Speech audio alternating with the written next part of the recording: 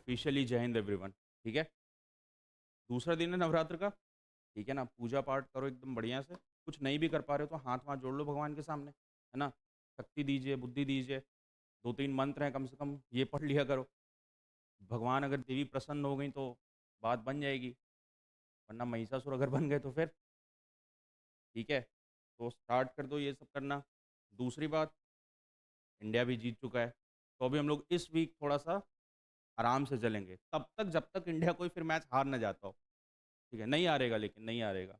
अगर इंडिया का हारना और तुम सब पे गाज गिरना ये तय है, तो अच्छा होगा कि मनाओ कि इंडिया मैचेस ना हारे। ठीक है, पहले वाले टॉपिक को अगर थोड़ा सा रिवाइज कर लें, ठीक है, यूट्यूब कम्युनिटी के लिए भी, तो हम लोग ये देख पा रहे हैं कि सी रूट का तो डिस्कवरी हो गया है। किसने किया है सबसे पहले सी रूट का डिस्कवरी? पोर्तुगीज ने किया है। ठीक है, और ये किस लिए हो पाया? क्योंकि क्या चल रहा था? रेनेसांस चल रहा था। क्या चल रहा था? रेनेसांस। रेनेसांस क्या होता है कि पुराने ज़माने में, खास करके यूरोप में, लोगों को पढ़ने की चाह हुई कि हमें नई-नई चीज़ों को पढ़ना है, जिसके वजह से एक पीरियड आया रेनेसांस। कोई बता सकता है इंडिया में फादर ऑफ रेनेसां किसे कहा जाता है? राजा राम मोहन रॉय को, क्योंकि वो भी हमारे समाज में क्या लेकर के आए हैं? एक तरह का हुनर। चलो, ये तो है सही कि अगर रेनेसांस नहीं होता तो इंडिया को सी रूट नहीं मिलता। क्या अगर रेनेसांस नहीं होता तो सी रूट नहीं मिलता? मिलता, थोड़ा टाइम लगता, क्योंकि सिल्क रूट मिलने, क्योंकि सी रूट मिलने का ये कारण था कि क्या खराब हो गया था? Silk route. एक प्रॉपर सिल्क रूट होता था जो कि स्ट्रेच होता था यूरोप, मिडिल ईस्ट और एशिया। और सबसे ज्यादा जो डिस्टर्ब पॉइंट था वो पॉइंट था मिडिल ईस्ट, जहाँ पे लोगों को परेशान किया जाता था, लूटा पीटा जाता था, जिसके कारण इन लोगों ने कहा अब ये रूट हम लोग यूज नहीं करेंगे। हम लोग किसको यूज करेंगे अब? सी रूट को। और इसलिए सी रूट आपको अगर अच्छे से एक्सप्लोर करना है तो आपका क्या अच्छा और सब्जेक्ट होना चाहिए? नेविगेशन। और हमें दो कंट्रीज, तीन कंट्रीज एक्चुअली पता है जो नेविगेशन में माहिर थे। कौन से तीन कंट्रीज? पोर्चुगल, स्पेन और ब्रिटिशर्स। ठीक है, फ्रेंच भी थे, मगर ये तीन बड़े नाम थे जिन्होंने सी नेविगेशन और एक्सप्लोरेशन में बहुत अच्छा काम किया था। ये सारी चीज़ें हुई। वास्को ड गामा इंडिया आता है। एक बहुत, वास्को ड गामा का इंडिया में आना, जमूरियन को उसको परमिशन देना कि हाँ भाई तुमको कोई प्रॉब्लम नहीं होगा यहाँ, और इंडिया को आने वाले तकरीबन 500 साल के लिए गुलामी में कैद कर लेना। 1498 से लेकर के 1947 के पीरियड को हम लोग कहते हैं the modern history of India. Clear है यहाँ तक की बात? पहले वाले क्लास में हम लोग ने देखा कि हम लोग डच वगैरह को पढ़ लिए थे। अब जो ज़्यादातर इसमें प्रॉब्लम होता है पढ़ने में, वो प्रॉब्लम होता है कि हमें टाइम फ्रेम याद नहीं रखना। तो टाइम फ्रेम को याद भी नहीं रखना है। आपसे एनडीए वैसा क्वेश्चन नहीं पूछेगा कि वो कब आया, वो कैसे आया। आपसे रीजंस पूछेगा। ठीक है, which of the following reason force Portuguese to make silk route? तो पहला तो हो गया हमारा सी रूट के लिए, पहला हमारा हो गया सी रूट का खराब होना। दूसरा हो गया कि क्या कोई और आउटसाइड रीजन था? तो आउटसाइड रीजन था रेनासांस का होना। ठीक है, तीसरा जो सबसे बड़ा रीजन था, सिल्क रूट। कहीं तुम तभी जाओगे ना जब तुम्हारा कोई काम हो। अगर हमारे पास, इंडिया के पास उतना पैसा नहीं होता, हमारे पास उतने तरीके मटेरियल्स नहीं होते, तो कोई क्यों आता? इससे अच्छा होता कोई चला जाता ऑस्ट्रेलिया, कोई अफ्रीका चला जाता। लेकिन क्योंकि उस वक्त पूरे दुनिया में, मैं पूरे दुनिया की बात कर रहा हूँ, सबसे ज्यादा कहीं पे पैसा था, जो कहते हैं ना सोने की चिड़िया, तो इंडिया के पास था। और यही अट्रैक्ट किया ब्रिटिशर्स, फ्रेंच, पोर्तुगीज, डच को इंडिया में आने के लिए, सिल्क रूट को खत्म करके सी रूट को तैयार करने के लिए। क्लियर है यहाँ तक की बात? हम लोगों ने लास्ट टाइम पढ़ा था डच। कहाँ से आए हैं डच? हॉलैंड से। हॉलैंड, जो रिसेंटली अब उसका नाम हो गया है नेदरलैंड्स। डच इसलिए कहते हैं उसको क्योंकि वहां पर की नेशनल लैंग्वेज जो है वो क्या है? डच। क्लियर है यहाँ तक की बात? समझ में आ गया सबको? प्रोसीड करें? चलो, लिखेंगे। अच्छा, एक और बात मैं यहाँ पे बताना चाहूंगा कि इससे पहले जो भी सेटलमेंट होता था, इससे पहले जो भी सेटलमेंट होता था वो होता था कहाँ पे? In the coastal area. ठीक है, लेकिन डच ने कहा कि कोस्टल एरिया तो ठीक है, हम इंडिया के नॉर्दर्न पार्ट को भी एक्सप्लोर करेंगे। हम इंडिया के नॉर्दर्न पार्ट को भी एक्सप्लोर करेंगे, और इसलिए इन लोगों ने एक्सप्लोर किया गंगा एंड यमुना वैली। क्या एक्सप्लोर किया? Ganga and Yamuna valley. Clear है यहाँ तक की बात? पोर्तुगीज़ के बारे में हमने सही से पढ़ रखा था, ठीक है। डच के बारे में पढ़ लेते हैं और जो चैप्टर में सबसे ज़्यादा इम्पोर्टेंट है पढ़ने का वो है ब्रिटिशर्स, क्योंकि उसमें एक बहुत लंबा हिस्ट्री है और सबसे ज़्यादा दिनों तक राज भी उन्होंने किया है इंडिया पे, ठीक है। अगर सबसे ज़्यादा दिनों तक राज करने की बात हो तो ब्रिटिशर्स ने किया है, लेकिन सबसे ज़्यादा इंडिया में अगर कोई रहा है तो वो पोर्तुगीज़ रहे हैं। राज उन्होंने नहीं किया, राज तो जो भी उतना राज तो किया ही नहीं उन लोगों ने। बिज़नेस किया, करप्शन किया, लूट-पाट मचाई और भाग गए। लेकिन उनके बहुत सारे लोग इंडिया के वेस्टर्न कोस्ट पे बस गए, खास करके गोवा, दमन एंड दीव वाले रीजन में, और 1961 में ये लोग भागे यहाँ से। होमवर्क है, पता करना है कि इंडियन ये मैंने होमवर्क दिया था। ऑपरेशन, हाँ, ऑपरेशन विजय के तहत 1961 के टाइम ज़ोन में पोर्तुगीज़ को इंडियन आर्मी ने यहाँ से भगा दिया। वहाँ पर के कार्लोस बेल्बोज़ा नाम का एक था मिलिट्री ऑफिसर, उसने कहा कि अगर हम जाएँगे, तो हम पूरी की पूरी गोवा को ही खत्म कर देंगे, क्योंकि ये हमारा सेटलमेंट है। इंडियन आर्मी ने उसे रोका, रोका क्या, एकदम भगा दिया और फाइनली 1498 में वास्को ड गामा आया और 1961 में पोर्तुगीज़ पूरी तरह से इंडिया से गए। जो कुछ रह गए इंडिया में, जो सिटीज़नशिप ले लिए, वो यहीं के होके रह गए। लेकिन बहुत सारे ऐसे लोग थे जो वापस पुर्तगाल चले गए कि अब देश यहाँ पे रहने का कोई मतलब नहीं है। रहे भी इसलिए थे वहाँ पे क्योंकि उन्हें लगा कि पोर्तुगीज़ ये ब्रिटिशर्स तो हैं ना कम से कम, यूरोपियन हैं, लेकिन अब तो इंडिया एक डेमोक्रेटिक कंट्री बन रहा है, तो हमारे यहाँ पे कोई काम नहीं है, इसलिए वो लोग चले गए। क्लियर है यहाँ तक की बात? एक क्विक रिवीजन हो गया हमारा, ठीक है? अब हम लोग देखते हैं डच का सेटलमेंट, लिखेंगे। The Dutch settled in the Dutch settled in कहाँ पे फैक्ट्री लगाई थी इन्होंने सबसे पहले? मसूलीपट्टनम, जिसको मछलीपट्टनम और मछलीपट्टन भी कहा जाता है, ठीक है? तो कंफ्यूज मत होना। Dutch settled in Masulipatnam, but they explored but they explored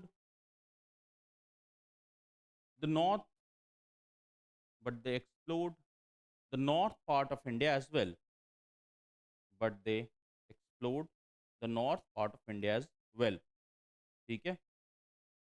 Apart from that, they captured a place called Nagapatnam.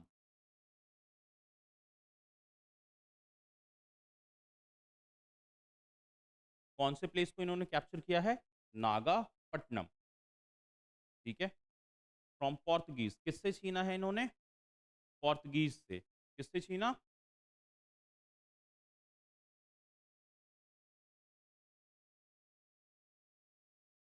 हो गया, लिखेंगे आगे।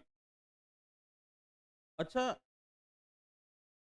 अगर कहा जाए तो डच एकमात्र यूरोपियन थे जिन्हें यहाँ से बस पैसा कमाना था। इनको ना रूल करना था, ना यहाँ पे कुछ एडमिनिस्ट्रेशन वगैरह कुछ नहीं करना था। बस चुपचाप व्यापारी लोग थे, सोचे थे आएँगे और पैसा कमा के यहाँ से जाएँगे। कुछ और नहीं करना है हमें। जैसे 2 यूरोपियन पावर, फ्रेंच का भी तुम यही कहोगे कि फ्रेंच को था कि हाँ, थोड़ा बहुत रूल कर लें। अ, हाँ, लेकिन 2 मेजर पावर ब्रिटिश और पोर्तुगीज़, उनका तो काम ही था कि उन्होंने कहा कि अब अच्छा सोचो कि अगर उन्हें कॉलोनी नहीं बनानी होती तो क्यों लाता 3-3 गवर्नर को, है ना? यहाँ पे सेटलमेंट क्यों करता? कहीं और सेटल होता। आप बिज़नेस करने अगर जा रहे हो, अपने फैमिली को वहाँ लेकर के आ रहे हो, तो आपने माइंड में ये रखा है ना कि मुझे वहाँ सेटल होना है। अगर आपको सेटल नहीं होना है, you will have your family, आप कहीं भी अपने रखो फैमिली को। लेकिन वहाँ पे लोगों ने कहा कि भई तुम्हें यहाँ पे सेटल होना है और सेटल होना है तभी तो गोवा को एकदम रूपरेखा ही बदल दी दिया गोवा का। वो गोवा जहाँ पे इंडियन आर्किटेक्ट होता था या जो घर वगैरह उतने बेहतरीन क्वालिटी के नहीं होते थे, वहाँ पे कैथेड्रल बनने शुरू हो गए पोर्तुगीज़ आर्किटेक्ट का। आप अभी भी गोवा वाले रीजन में जाओगे तो आपको मैक्सिमम घर पोर्तुगीज़ स्टाइल के मिलेंगे। बहुत पुराने स्ट्रक्चर आपको देखने को मिलेगा, ठीक है? तो इस तरीके से सेटलमेंट के लिए और प्रॉपर राज करने के लिए 2 ही यूरोपियन पावर्स इंडिया में आए थे। पोर्तुगीज़ के साथ दिक्कत ये हो गई कि बहुत ज़्यादा जल्दी में थे वो लोग, है ना? और ब्रिटिशर्स का लॉन्ग गेम था। उन्हें लगा कि 100 150 साल अच्छा, अब ये भी बात है कि जिस ब्रिटिश ऑफिसर ने कहा होगा कि हाँ, हम रूल करेंगे, उसने सोचा होगा कि रूल मुझे नहीं करना है, मेरी आने वाले जनरेशन को करना है। तो मैं यहाँ पे एक बेस मजबूत बना लूँ। जैसे सौरव गांगुली की टीम ने इंडियन क्रिकेट टीम को जीतना सिखाया था। इससे पहले क्रिकेट टीम कहीं भी आती थी ना, तो हम लोग टेस्ट मैच ड्रॉ करके आ जाते थे। लेकिन गांगुली की टीम ने कहा कि नहीं, अगर तुम्हारे पास अच्छे प्लेयर हैं तो तुम जीतोगे। कोहली, उसके बाद धोनी का फ़ेज़ आया, धोनी ने प्लेयर्स को बनाया। जडेजा हो गए, अश्विन हो गए और रोहित शर्मा हो गया। 2013 में ओपनिंग करने भेजा रोहित शर्मा को, और हालात ये है कि अब इंडियन क्रिकेट टीम उसका फ़ायदा उठा रही है।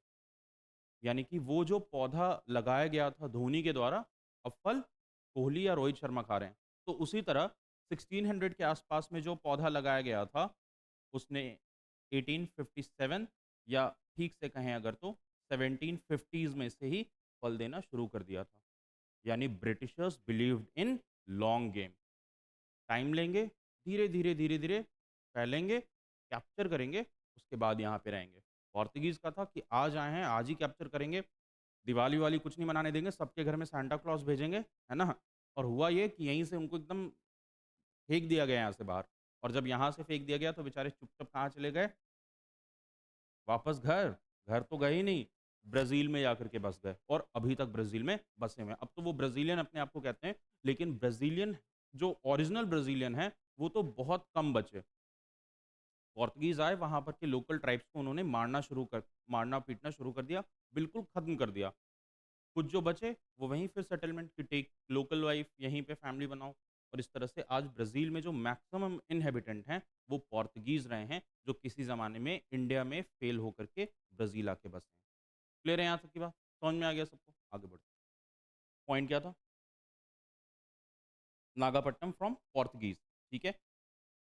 Nagapattinam became a strong position Nagapatnam became a strong position hold of Portuguese of Dutch in India.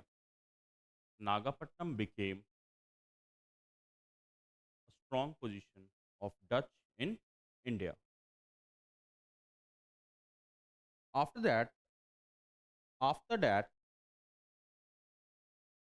after that, they also explored in the part of.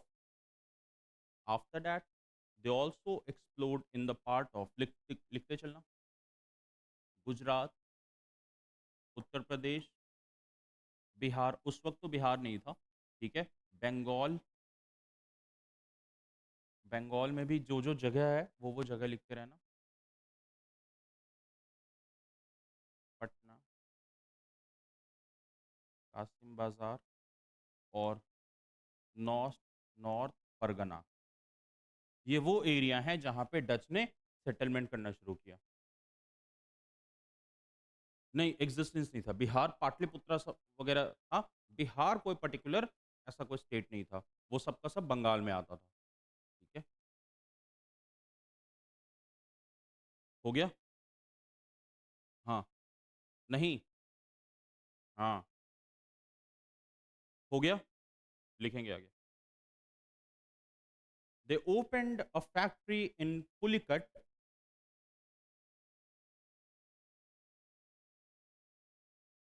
in 1609।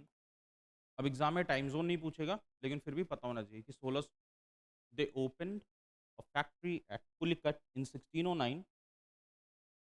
From here, from here, they went to the western coast of India. From here, they went to the western coast of India. Opened a factory at सूरत। कहाँ पे factory खोला इन्होंने? सूरत में। ठीक है? अच्छा, अब ये देखो कि आज के टाइम में भी अगर कहोगे ना रिच इंडस्ट्री इंडिया का कहाँ है, तो वो ऑन द वेस्टर्न कोस्ट में ही है ना? तुम टेक्सटाइल इंडस्ट्री देख लो, ठीक है? गुजरात, टेक्सटाइल इंडस्ट्री के लिए बेस्ट गुजरात, डायमंड इंडस्ट्री के लिए बेस्ट गुजरात, माइनिंग इंडस्ट्री के लिए गुजरात। उसके साथ-साथ थोड़ा डाउनवर्ड जाओगे तो महाराष्ट्र वाला एरिया, उसके बाद और थोड़ा-सा नीचे जाओगे तो फिर तो वो मिनरल्स वाला एरिया मिल जाएगा। लेकिन जो इंडिया का वेस्टर्न कोस्ट है ना, कौन-सा कोस्ट? ये हमेशा से एक इंडस्ट्रियल रिच एरिया रहा है, और इसके पीछे क्या रीज़न है? क्योंकि पोर्तुगीज़ या कोई भी जो आता था, सी रूट ऐसा बना हुआ था कि वो आता ही था on the western coast of India पे।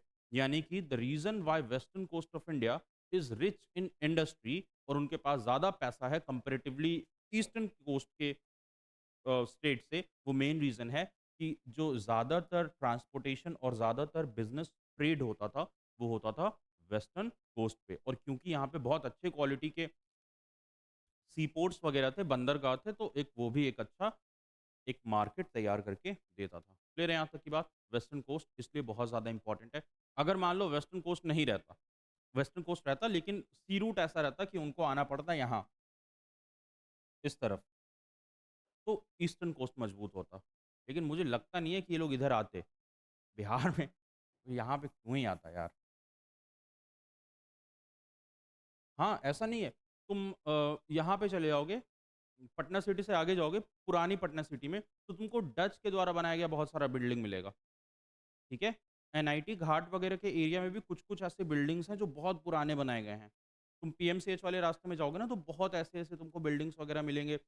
छज्जू बाग वाले एरिया में चले जाओ, फिर तुम Patna city, old Patna city, उ हाँ, वो जहाँ गली बिल्कुल संकरी-संकरी है, ठीक है? वहाँ पे तुमको पुराने ज़माने का सेटलमेंट मिलेगा। तो वो लोग वहाँ पे सेटल हुए थे, और उन उसके पीछे क्यों सेटलमेंट था वहाँ पे? क्योंकि गंगा का जो मेन रास्ता था, वो इसी तरफ से आता था और वो लोग वहाँ सेटल होते थे। आपको ज़्यादा सेटलमेंट पटना के उस तरफ नहीं मिलेगा कि फुलवारी शरीफ या उस तरफ आगे नहीं, मेजर सेटलमेंट आपको इस तरफ देखने को मिलेगा।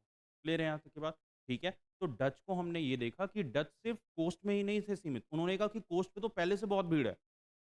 कोस्ट पे, और कहीं न कहीं इन्हें ये भी पता चल गया था कि ब्रिटिशर्स भी आने वाले हैं। तो कोस्ट पे पहले से लोग हैं, कोस्ट कोस्ट पे सब लोग काम करेंगे तो कैसे होगा? तो उन्होंने कहा कि इंडिया का अनएक्सप्लोर्ड जगह जाएँगे, और इस वजह से ये लोग इंडिया के वेस्टर्न कोस्ट और गंगा और यमुना वैली में जाना शुरू कर दिए। लिखेंगे इसमें। गुजरात वाला सेक्शन हो गया, ठीक है? लिखेंगे। दे एक्सप्लोर्ड इन बालासोर। कहाँ पे है बालासोर? अभी बहुत बड़ा ट्रेन दुर्घटना हुआ था, उड़ीसा। दे एक्सप्लोर्ड बालासोर, कासिम बाज़ार। कासिम बाज़ार प्रेज़ेंट डे वेस्ट बंगाल में है। कासिम बाज़ार, ठीक है? मुर्शिदाबाद, मुर्शिदाबाद,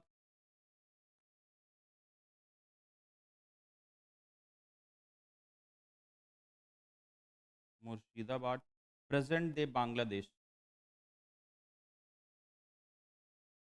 प्रेज़ेंट डे बांग्लादेश, ठीक है? क्लियर है यहाँ तक की बात? पटना लिखे? लिखो पटना, प्रेज़ेंट डे पटना, ठीक है? इसके बाद लिखना, ठीक है? चलो। यानी कि अगर हम ट्रेड रूट को फिर से देखें, अच्छा देखो, एग्ज़ाम्स में मैप टाइप के क्वेश्चन किस तरह से बन सकते हैं?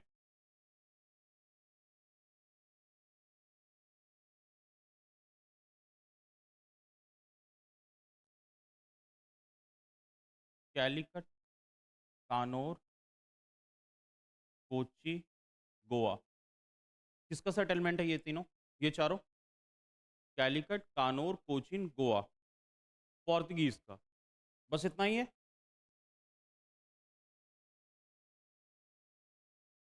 हुगली भी तो है ना? हुगली भी है, ठीक है?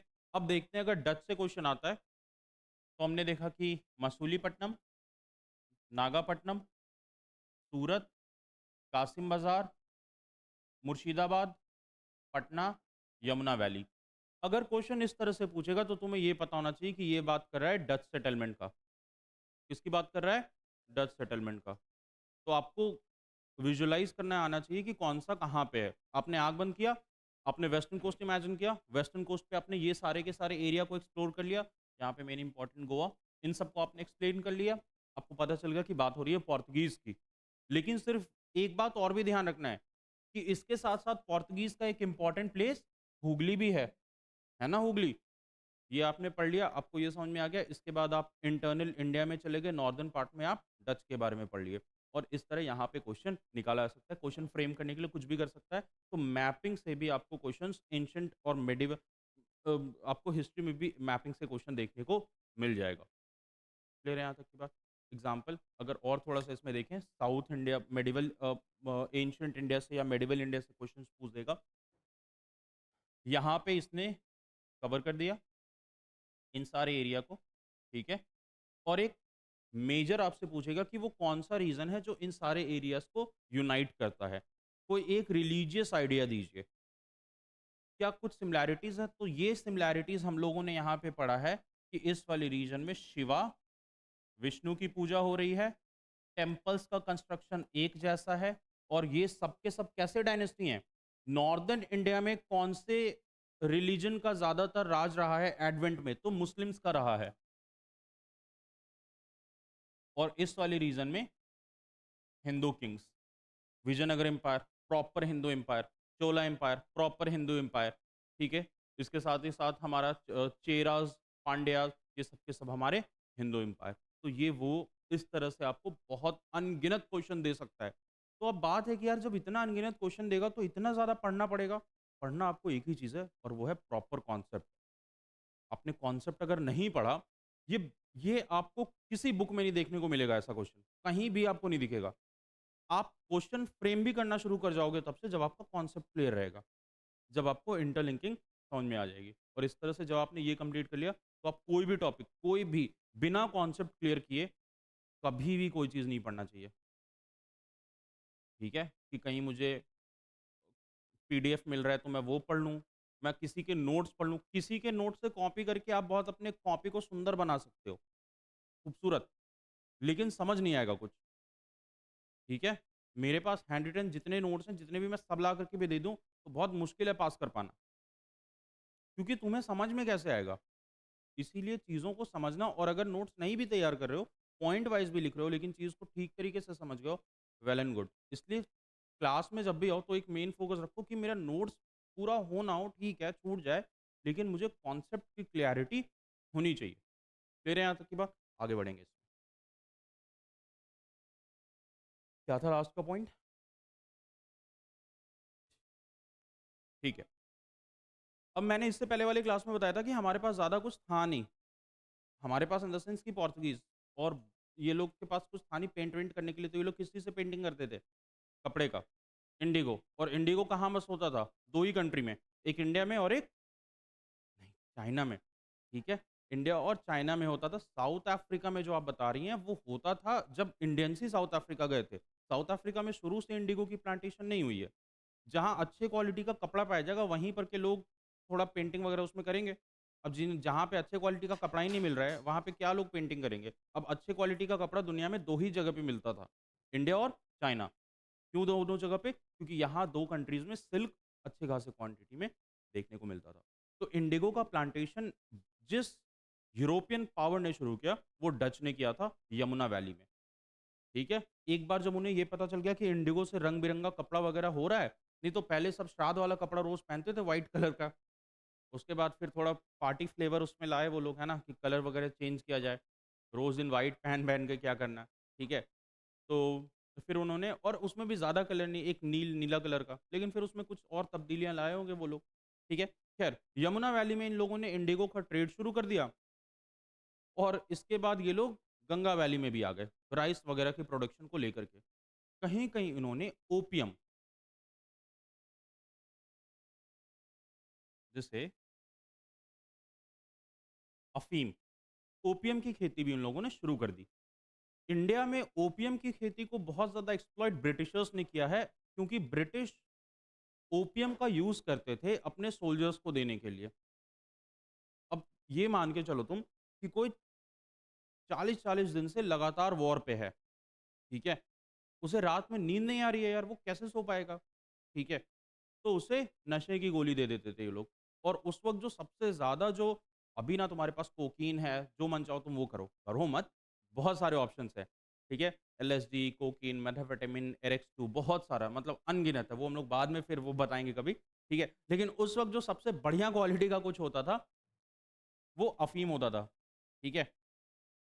हाँ, पंजाब में चिट्टा वगैरह हो गया, ठीक है? तो ये सारी चीज़ें वो सब मिलता रहता था, तो अफ़ीम ये लोग करते थे। एक और कंट्री था जो अफ़ीम की अच्छी खासी क्वालिटी बनाता था, चाइना। दुनिया में जितना बेगैरत वाला काम करना हो, सब ये करेगा, ठीक है? लेकिन एक बात ये भी है कि इसके बगैर दुनिया चलेगी भी नहीं। एकदम इस बात को तो एक्सेप्ट करना होगा, ठीक है? कि आपको बहुत ही चीप क्वांटिटी में वो सारी चीज़ें मुहैया करा देता है। चाय बनाने से लेकर के चाँद पर जाने तक का रॉकेट फ्यूल भी आपको एक चीप क्वालिटी में बना के देगा। वो अलग बात है कि अब आप या तो आप चाँद पे पहुँचे हैं या चार मीनार पे जाके गिरे, ठीक है? हाँ, बस वही बात है, ठीक है? तो अफ़ीम की बहुत अच्छी खेती वगैरह करने लगे, चाइना को अच्छा खासा मुनाफ़ा होने लगा। चाइनीज़ एम्पायर का किसी से कुछ लेना-देना था नहीं, उसका एक ही कॉन्सेप्ट था, मुझे बस फैलते जाना है ना? मुझे बिज़नेस करते आना है और आज तक उसका वही पॉलिसी रहा है। चाइनीज़ स्टूडेंट्स के छोटे-छोटे जो बच्चे रहते हैं, उनके मैप में देखोगे ना तो चाइना फैला हुआ है वेस्ट बंगाल तक। कोलकाता, अरुणाचल प्रदेश तो पूरा, आसाम वगैरह सब पूरा किए हुए हैं वो लोग, कि ये चाइना ही है।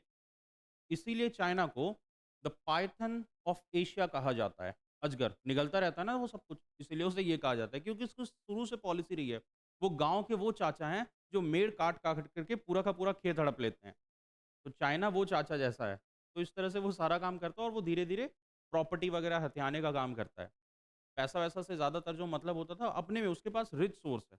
चाइना के पास बहुत रिच रिसोर्स है, ठीक है? मिनरल्स में सही खासा है, चावल वगैरह बेस्ट क्वालिटी का होता है, तो उसके पास मिनरल्स वगैरह तो है ठीक-ठाक, जगह भी इतना ज़्यादा है कि बस पूछो ही मत। और रूलिंग पार्टी भी जो रही है, वो बहुत अच्छी रही है। मैं ये रूलिंग पार्टी कम्युनिस्ट वगैरह की नहीं, मैं एंशिएंट चाइना की बात कर रहा हूँ। जब वहाँ पे शिंग-विंग डायनेस्टी हुआ करती थी, जो बहुत ज़्यादा एकदम प्रॉपर डिसिप्लिन्ड वे में करती थी। चाइना को ये पता चल गया था कि भाई एक्सप्लोरेशन जब भी होगा लोग बाहर से आएँगे, इसलिए उसने सबसे बड़ा ग्रेट वॉल ऑफ चाइना बनवा दिया। ग्रेट वॉल ऑफ चाइना इंसानों द्वारा बनाया गया सबसे बड़ा मैन मेड बॉर्डर है, पता है ना ये सबको? बिल्कुल गलत। दुनिया का सबसे बड़ा मैन मेड बॉर्डर ऑस्ट्रेलिया में बनाया गया है और मज़ेदार बात ये है कि ये बॉर्डर ना किसी एक्सप्लोरेशन, किसी इंसान, किसी से बचने के लिए नहीं बनाया गया है। ये जानवर से बचने को बनाया गया था। हाँ, एग्ज़ैक्टली मुझे याद नहीं आ रहा है कौन-सा जानवर था, लेकिन जब नहीं कंगारू से नहीं, कोई एक कायोटी या कोई एक ऐसा जानवर है, जो पूरा का पूरा मतलब जो मवेशी होता था ना, उसको खा जाता था और पूरा खेत बर्बाद कर देता था। तो इसके लिए ऑस्ट्रेलिया में मैन मेड सबसे बड़ी बॉर्डर बनाई गई है, वो भी जानवर से बचने के लिए। ठीक है? तो अगर आपको एग्ज़ाम में आता है, अब देखो 99.9% स्टूडेंट मारेंगे चाइना में क्योंकि भाई सबसे बड़ी बॉर्डर है। जो मैन मेड बॉर्डर बनाई गई है, सबसे बड़ा स्ट्रक्चर मैन मेड लंबाई के आधार पे, है ना? लेकिन सबसे बड़ा स्ट्रक्चर लंबाई के आधार पे ऑस्ट्रेलिया में बना हुआ है, वो भी जानवरों से बचाने के लिए। पता करके आना थोड़ा-सा कल कौन-सा है। ठीक ठीक है? देख कर के आना कि ऐसा कौन-सा स्ट्रक्चर है जो जानवरों के लिए बनाया गया है। या हो सकता है इंसानों के लिए बना रहा हो, फिर बोले इंसान भी तो जानवर ही हैं। कुछ भी हो सकता है। ठीक है?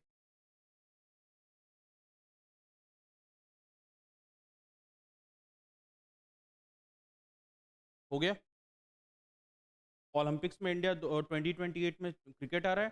2036 का ओलंपिक इंडिया बिड करने वाला है। इसके बाद का ओलंपिक्स होने वाला है कहाँ पे? पेरिस में।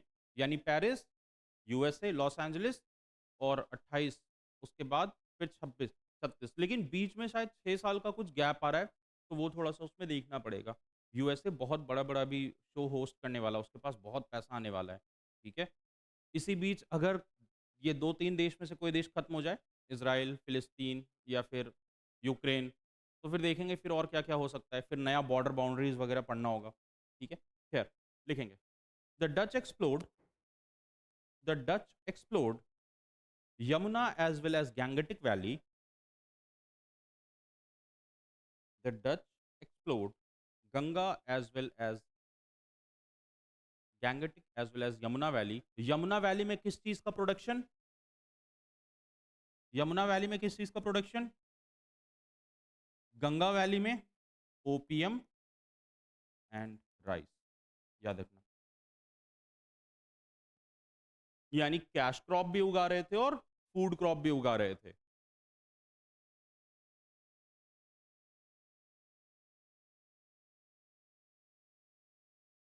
ठीक है? हो गया सबका ये पार्ट, ठीक है? अब देखो डच के आते-आते तक ब्रिटिशर्स तो आ ही चुके थे क्योंकि हम लोग 1609 का पढ़ रहे हैं और हम ये जान रहे हैं कि 1600 में ब्रिटिशर्स इंडिया में एक्सप्लोरेशन कर चुके थे। तो ब्रिटिशर्स का सबसे लड़ाई हुआ है। फ्रेंच से लड़े हैं, डच से लड़े हैं, पोर्तुगीज़ से लड़ाई हुई है लेकिन उनका सेटलमेंट हो गया। तो लड़ाई इन्होंने सबसे की क्योंकि ये तो इनका तो एक फिक्स था कि हम तो लड़ेंगे क्योंकि हमें ये ज़मीन चाहिए। अब कुछ इनके सामने सरेंडर कर दिए, कुछ इनसे लड़े और लड़ कर के बेइज़्ज़त भी हुए। किन्हीं-किन्हीं पावर्स ने इन्हें बेइज़्ज़त किया। जैसे पोर्तुगीज़ और ब्रिटिशर्स में जब लड़ाई हुई है तो ऐसी बात नहीं है कि ब्रिटिश हर बार जीते हैं। पोर्तुगीज़ भी इन्हें हराए क्योंकि पोर्तुगीज़ के पास भी अच्छी खासी नेवल कैपेसिटी थी। लेकिन अंत में सस्टेन ब्रिटिशर्स ही कर पाए। आप बहुत कुछ सीख सकते हैं ब्रिटिशर्स से। सस्टेनेबिलिटी, आपको कितना भी हो जाए कि नहीं यार, सस्टेन तो करना है। कितना भी ज़्यादा टफ कंडीशन हो जाए, अगर है मुझे करना है कि नहीं मुझे ये तो करना है, तो आप कर लोगे वो। वरना आप ये सोचो, कितना ही आसान होता ब्रिटिशर्स के लिए, इंडियंस के लिए, किसी भी यूरोपियंस के लिए कि सब यूरोपियन साथ में आ जाते और ब्रिटिशर्स को हरा देते। सारे इंडियन साथ में आते और ब्रिटिशर्स को हरा जाते। दूसरी बात, आप में पेशेंस होनी चाहिए। एक बार एग्ज़ाम नहीं निकला, 2 बार नहीं निकला, 3 बार नहीं निकला, लेकिन अगर आपको लग रहा है कि नहीं राइट ट्रैक पे तो हैं और कोई किसी भी वो मोमेंट होगा जब ये क्लिक कर जाएगा, तो वो मोमेंट कभी भी आ सकता है। मैं पर्टिकुलरली एनडीए के एग्ज़ाम की बात नहीं कर रहा हूँ, मैं लॉन्ग टर्म की भी किसी भी एग्ज़ाम की मैं बात कर रहा हूँ। आप में पेशेंस होना चाहिए। उसी पेशेंस के साथ आप में ये भी होना चाहिए कि हम सही डायरेक्शन में जा रहे हैं या नहीं जा रहे हैं। अपने आप को रीवैल्यूएट करते रहिए, हर कुछ वीक पे, कि जो पढ़ रहे हैं वो ठीक-ठाक पढ़ा जा रहा है या बस ऐसे ही पढ़े जा रहे हैं कुछ भी।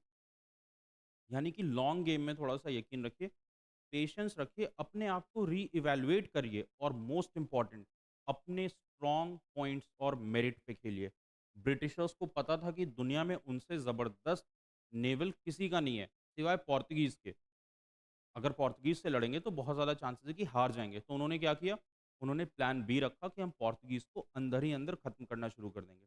अगर आपको ये लग रहा है कि मेरा मैथ्स बहुत ज़्यादा स्ट्रॉन्ग नहीं है, तो मैथ्स के कम से कम 60 से 70% को सॉल्व कर लो और जो स्ट्रॉन्ग है, make it even more stronger.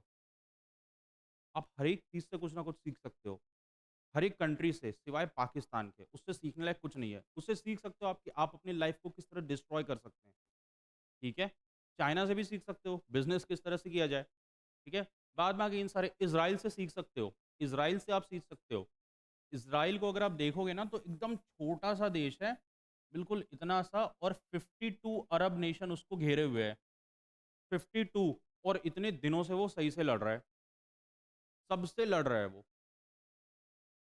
उसको देखो कितनी कैपेसिटी है। वो ऐसा कंट्री है कि उससे रशिया भी ज़्यादा जल्दी नहीं मुँह लगना चाहता। कि भई कोई और सबसे ज़बरदस्त चीज़ है, उसने दोस्त भी चुन-चुन के बनाए हैं। India, Russia, USA.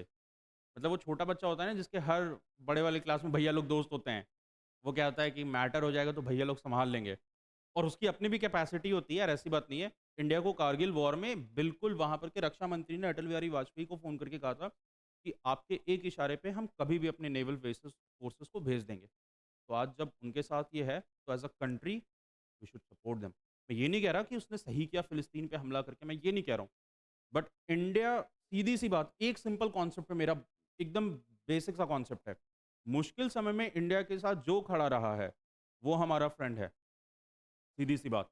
B it वो किसी भी रिलीजन का हो, वो किसी भी कास्ट का हो, वो कुछ भी हो, कुछ भी। मुश्किल समय में हमारे साथ जो खड़ा रहा है, इंडिया के इंटरेस्ट में जो हमारे साथ खड़ा रहा है, वो हमारा दोस्त है। और अगर कोई इंटरनली भी हमारे साथ मुश्किल समय में नहीं खड़ा हुआ है, वो मेरा कंट्रीमैन ही क्यों है, वो नहीं है मेरे लिए। ठीक है? तो अभी देखते हैं अभी क्या चलने वाला है। इसी बीच में रशिया ने भी यूक्रेन पे हमला कर दिया मज़ाक-मज़ाक में। बोल रहा हूँ अगर हम टेस्ट कर रहे थे इज़राइल भेजने के लिए, आप पे गिर गया, कोई बात नहीं। नेक्स्ट टाइम थोड़ा देख के मारेंगे, ठीक है? हाँ, ऐसा हो सकता है, वो कुछ भी कर सकता है। पुतिन एकदम गीगा चैड है। दुनिया में 4-5 गीगा चैड है, उसमें से पुतिन है, ठीक है? बेंजामिन नेतन्याहू है, इज़राइल का। उसके साथ ही साथ मोदी जी को भी कह ही सकते हैं कि वो भी अपने आप में एक गीगा चैड है। हाँ, नॉर्थ कोरिया वाला तो सुपर गीगा चैट है। वो प्रो है बिल्कुल। हाँ, वो उसके सामने तो कोई भाई टिक हाँ, शी जिनपिंग उसका कुछ है ही नहीं, लेकिन अजीब-सा बात है वो आज तक कभी ना वो कभी प्लेन से फ्लाई नहीं करता, वो कभी प्लेन नहीं लेता। उसके फादर भी कभी एयर फ्लाइट वगैरह क्योंकि उनको लगता था कि बम फट जाएगा। वो जहाँ भी जाता है वो ट्रेन वगैरह से आता है और फेरी से, सी रूट वो जाता है, ऐसा करके। तो ये सब कुछ-कुछ गीगा चैट हैं और ठीक है, और कुछ-कुछ एकदम नूब हैं, जैसे इमरान खान, ठीक है? हाँ, जो बाइडेन। एक और गीगा चैट ट्रम्प भी था। वो भी अपने समय का चैट ही था। वो बोलता था भाई किसी से भी युद्ध हो जाए कुछ नहीं, ठीक है? तो ये सब और कुछ लोग मीडियोकर हैं कि ठीक है चल रहा है लाइफ बढ़िया से। ऋषि सुनक कि बन गए प्रधानमंत्री अब बढ़िया है, ठीक है? हाँ, नहीं, वो वाला हिसाब नहीं है। अब कुछ बचा नहीं है ब्रिटेन के पास लूटने के लिए। मैनचेस्टर, बर्मिंघम, लंदन, साउथहैम्पटन, एरिकशायर ये 5 ऐसे जगह हैं जो दिवालिया हो चुका है ब्रिटेन में। पैसा है नहीं बैंक वगैरह में, कर्ज में लोग डूबे हुए हैं कोविड के बाद। और कितनी ज़बरदस्त बात है कि हमसे 100 साल तक लूट रहे थे, 100 साल पहले ही तक ना ये लूट खत्म हुआ है। और फिर भी कर्ज में, और आज उन हमारी जीडीपी और हमारी इकोनॉमी उनसे बेहतर है ना? तो कर्मा फाइट्स बैक वाला बात हो गया इंडिया के साथ। तो ये सारे कुछ-कुछ है। जियोपॉलिटिक्स एक अच्छा आप अगर आप जियोपॉलिटिक्स आप पढ़ेंगे, जियोपॉलिटिक्स होता है कि ज्योग्राफी और पॉलिटिक्स को अगर आप मिक्स करके पढ़ेंगे तो एक अच्छा सब्जेक्ट होता है। अ, आगे फील्ड ऑफ रिसर्च में भी अगर इंटरेस्ट हो ज्योग्राफी और पॉलिटिक्स में तो ये एक अच्छा सब्जेक्ट हो सकता है। अब इसमें यही नहीं कि सिर्फ युद्ध ही होता है, ऐसा नहीं है। किस तरह से चैनल्स कंट्रोल होता है, किस तरह से बायो वॉरफेयर होता है, किस तरह बिना युद्ध लड़े युद्ध होते रहता है। जैसे रशिया और यूएसए में कभी आमने-सामने बहुत कम वॉर हुए हैं, लेकिन वो भी एक ऐसा देश है जो हमेशा से युद्ध में रहा है। कोल्ड वॉर, ठीक है? जैसा आपकी बड़ी मम्मी और आपकी मम्मी में बहुत टाइम तक कोल्ड वॉर रहता होगा, ठीक है? हाँ, बातचीत सब नॉर्मल सब रहता है, लेकिन अंदर ही अंदर उनके बच्चों को पता है और आपको भी पता है कि कोल्ड वॉर चल तो रहा है, ठीक है? तो ऐसा ही रशिया और क्या संदीप तुम्हारे साथ भी हो रहा है क्या ऐसा? ठीक है, तो ऐसा चलते रहता है, सामने से सब ठीक है, सब ठीक है। अंदर ही अंदर कुछ ना कुछ खिचड़ी पकते रहती है, ठीक है? तो ये सारी चीज़ें होते रहती हैं, कोल्ड वॉर घर वगैरह में भी चलता है। हाँ, लेकिन फिर भी अगर आपको जियोपॉलिटिक्स अच्छे से समझना है तो आप गाँव आ जाइए और चौपाल पे जो चाचा-दादा लोग बैठते हैं उनसे बात कीजिए। उनके सामने साफ फेल है, वो आपको लिटरली बता देंगे कि कोहली को और क्या करना चाहिए जिससे वो अच्छा खेल सके। हाँ, वो अलग बात है कि चाचा ने खुद कभी बैट नहीं पकड़ा हो, लेकिन हाँ, बिल्कुल, बिल्कुल, बिल्कुल वो आपको सब कुछ बता देंगे, ठीक है? और ऐसे लोगों को कहते हैं आर्म चेयर क्रिटिक, जिन्होंने कभी कुछ ना किया हो, लेकिन फिर भी वो अपने आप को फन्ने-खा समझते हैं, ठीक है? हाँ, हाँ, ऐसे नहीं करना चाहिए, वैसे करना चाहिए। और उन्हें खुद ठीक तरीके से कुछ नहीं आता। लिखेंगे आगे। Anglo Dutch rivalry, Anglo Dutch rivalry. The east India company, अच्छा बार-बार ईस्ट इंडिया कंपनी मत लिखना, ईआईसी लिखना। द ईआईसी, समझ में आ रहा है सबको जो पहली बार, कितने लोग हैं जो पहली बार पढ़ रहे हैं एडवेंट ऑफ यूरोपियंस? ठीक है, मैक्सिमम समझ में आ रहा है, ठीक है? ऐसा क्वेश्चन नहीं लग रहा बाउंस अप हो रहा है, ठीक है? The EIC had a major challenge, the EIC had major challenge when it came to exploration, when it came to exploration and expandation, explore करना और एक्सपैंड करने में इनको मेजर चैलेंज आया। Exploration and and expandation. वैसे तो तीनों से युद्ध हुआ है, लेकिन हम लोग डच के बारे में पढ़ रहे हैं तो इनके बारे में लिखेंगे।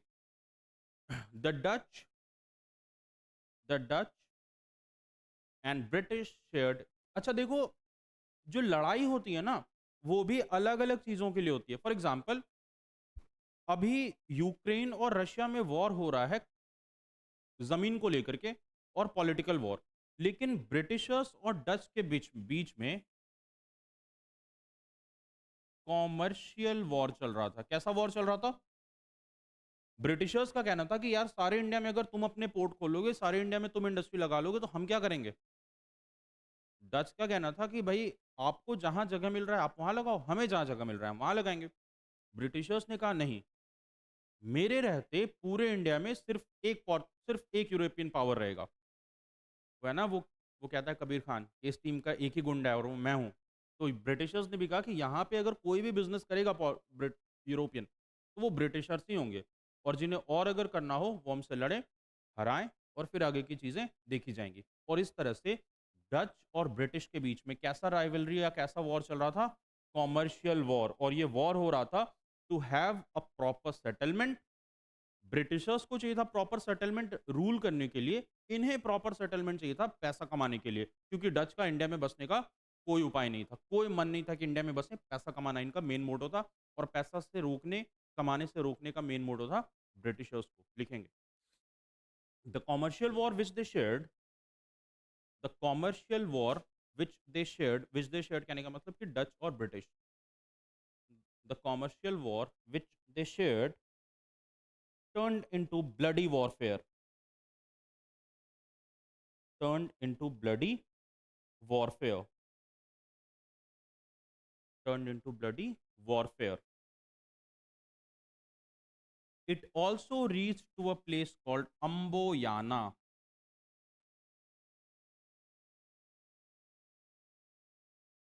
reached to a place called Amboyana, ठीक है? Present day Indonesia, present day Indonesia. अब ये बात बताओ कि यार इंडिया में युद्ध हो रहा है, ये लोग युद्ध अब वहाँ इंडोनेशिया में क्यों लड़ रहे हैं? क्योंकि मैंने बताया था कि डच इंडिया में आए थे ही इंडोनेशिया से। बाकी की सारी पावर्स, ब्रिटिशर्स आए इंग्लैंड से, पोर्तुगीज़ आए पुर्तगाल से, फ्रेंच आए फ्रांस से। लेकिन डच का सेटलमेंट पहले से कहाँ पे था? इंडोनेशिया में भी जावा, सुमात्रा, बाली और सूरीनाम। ये वो एरिया हैं जहाँ पे पहले से डच का सेटलमेंट था और डच ने कहा कि सुनने में आया है कि पोर्तुगीज़ भी अच्छा खासा पैसा कमाएँ और ब्रिटिशर्स भी पैसा कमा रहे हैं, तो चलो अब इंडिया चल कर के हम लोग भी पैसा कमाते हैं। इसीलिए डच कभी डायरेक्टली नीदरलैंड से नहीं आए इंडिया में एक्सप्लोर करने के लिए, वो आए हैं, ठीक है? लिखेंगे। और इसी के लिए अम्बोयाना में फाइट शुरू हो गया था ब्रिटिशर्स और डच के बीच में, लिखेंगे। ये पॉइंट लिखने की ज़रूरत तो नहीं है कि वो लोग कहाँ से आए थे, समझ में आ गया सबको? ठीक है, आगे लिखो, लिखना। But soon but soon both the parties but soon both the parties came into conclusion of settlement came ठीक है सेटलमेंट हुआ दोनों के बीच में इन 1667 इन 1667 ठीक है इट वाज डिसाइडेड डिसाइड ये किया गया ब्रिटिशर्स और इनके द्वारा ब्रिटिशर्स ने कहा कि तुम इंडिया पे अपना ये जो तुम सेटलमेंट वगैरह कर रहे हो इसको खत्म करो अगर तुम ऐसा करते हो तो तुम आराम से यहाँ ट्रेड करो यहाँ मतलब कहाँ पे इंडोनेशिया में अगर इंडोनेशिया में तुम सही से ट्रेड करोगे हमें कोई प्रॉब्लम नहीं है तुम्हें ट्रेड भी करने देंगे कुछ मदद चाहिए तो वो भी दे देंगे जब तक तुम हमारे इंडियन सेटलमेंट में कोई इंटरफेयर नहीं करोगे जिस दिन तुमने इंडियन सेटलमेंट में कुछ करने की कोशिश करी उस दिन हम तुमसे वो सारी जगहों को भी छीन लेंगे यानी कि एक पीसफुल पैक्ट ये बना कि जहाँ से इंडोनेशिया से आए थे ट्रेड करने वापस वहाँ चले जाएंगे ब्रिटिशर्स को छोड़ दिया जाएगा और इस तरह से ब्रिटिशर्स ने अपने सामने से दो सुपर पावर्स को भगा दिया हम लोग जब ब्रिटिशर्स प्रॉपर पढ़ेंगे तो देखेंगे कि उन्होंने पोर्तुगीज को कैसे हटाया यहाँ से इंडोनेशिया डच के साथ पीसफुली इन्होंने कहा कि भाई ऐसा है आराम से इंडोनेशिया जाओ बढ़िया जगह है ट्रेड वगैरह करो वहाँ पे भी सेम चीज़ तुमको मिलेगा इंडोनेशिया का भी जो मसाला वगैरह है वो इंडिया से बहुत ज़्यादा सिमिलर है क्यों सिमिलर है जोग्राफिकली अगर देखोगे इक्वेटर वाला रीजन क्रॉस हो रहा है यहाँ से तो अब ऐसा नहीं कि इक्वेटर यहाँ से क्रॉस हो रहा है तो इन इन सारे एरिया में इम्पैक्ट नहीं करेगा इक्वेटर यहाँ भी इम्पैक्ट किया तो यहाँ पे जैसा क्लाइमेटिक सिस्टम है तेज़ गर्मी तेज़ बारिश वो आपको इंडिया के साउदर्न कोस्ट से लेकर के इंडोनेशिया में भी आएगा और जैसा जैसा मसाला प्लांट वहाँ पे मिल रहा है वैसा इंडोनेशिया में भी मिलेगा तो डच को तो कोई प्रॉब्लम ही नहीं है एक और अच्छा बात हुआ कि अब इंडोनेशिया में और कोई बड़ा पावर नहीं था इनको हटाने के लिए तो ये आराम से चुपचाप वहाँ चले गए रूल करने के लिए यानी पोर्तुगीज चले गए ब्राज़ील डच चले गए इंडोनेशिया फ्रेंच वापस लड़वर के फ्रांस वापस चले गए अब ब्रिटिशर्स को इंडिया में हटाने के लिए कोई नहीं थे 1750 तक तो एकदम मजबूत पैर कर लिए थे कि अब बस इतना लड़ लिए इतने साल अब आराम से लूटेंगे और फिर 200 साल तक बिल्कुल उन लोग का तांडव चला इंडिया में क्लियर है यहाँ तक की बात समझ में आ गया सबको आगे बढ़ेंगे ठीक है next it was decided that the treaty homework है पता करके आना कौन सा ट्रेटी साइन हुआ है ब्रिटिशर्स और डच के बीच में दैट द ट्रेटी अरे यार ऊपर रखो ना नीचे क्यों ऐसे करके लिख रहे हो कॉपी लेके कोई भाग जाएगा A treaty was signed between British and Dutch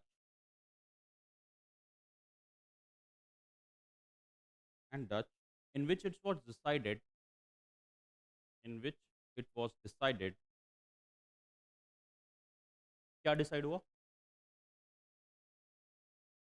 the commercial war will be ended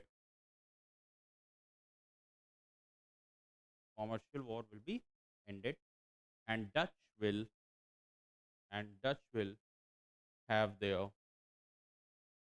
Dutch will have their settlements in Indonesia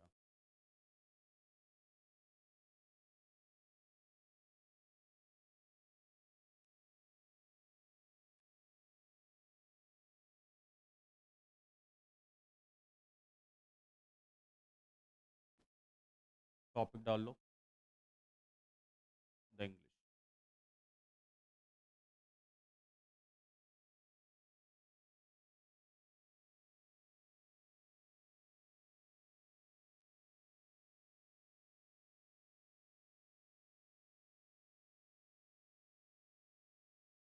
हो गया?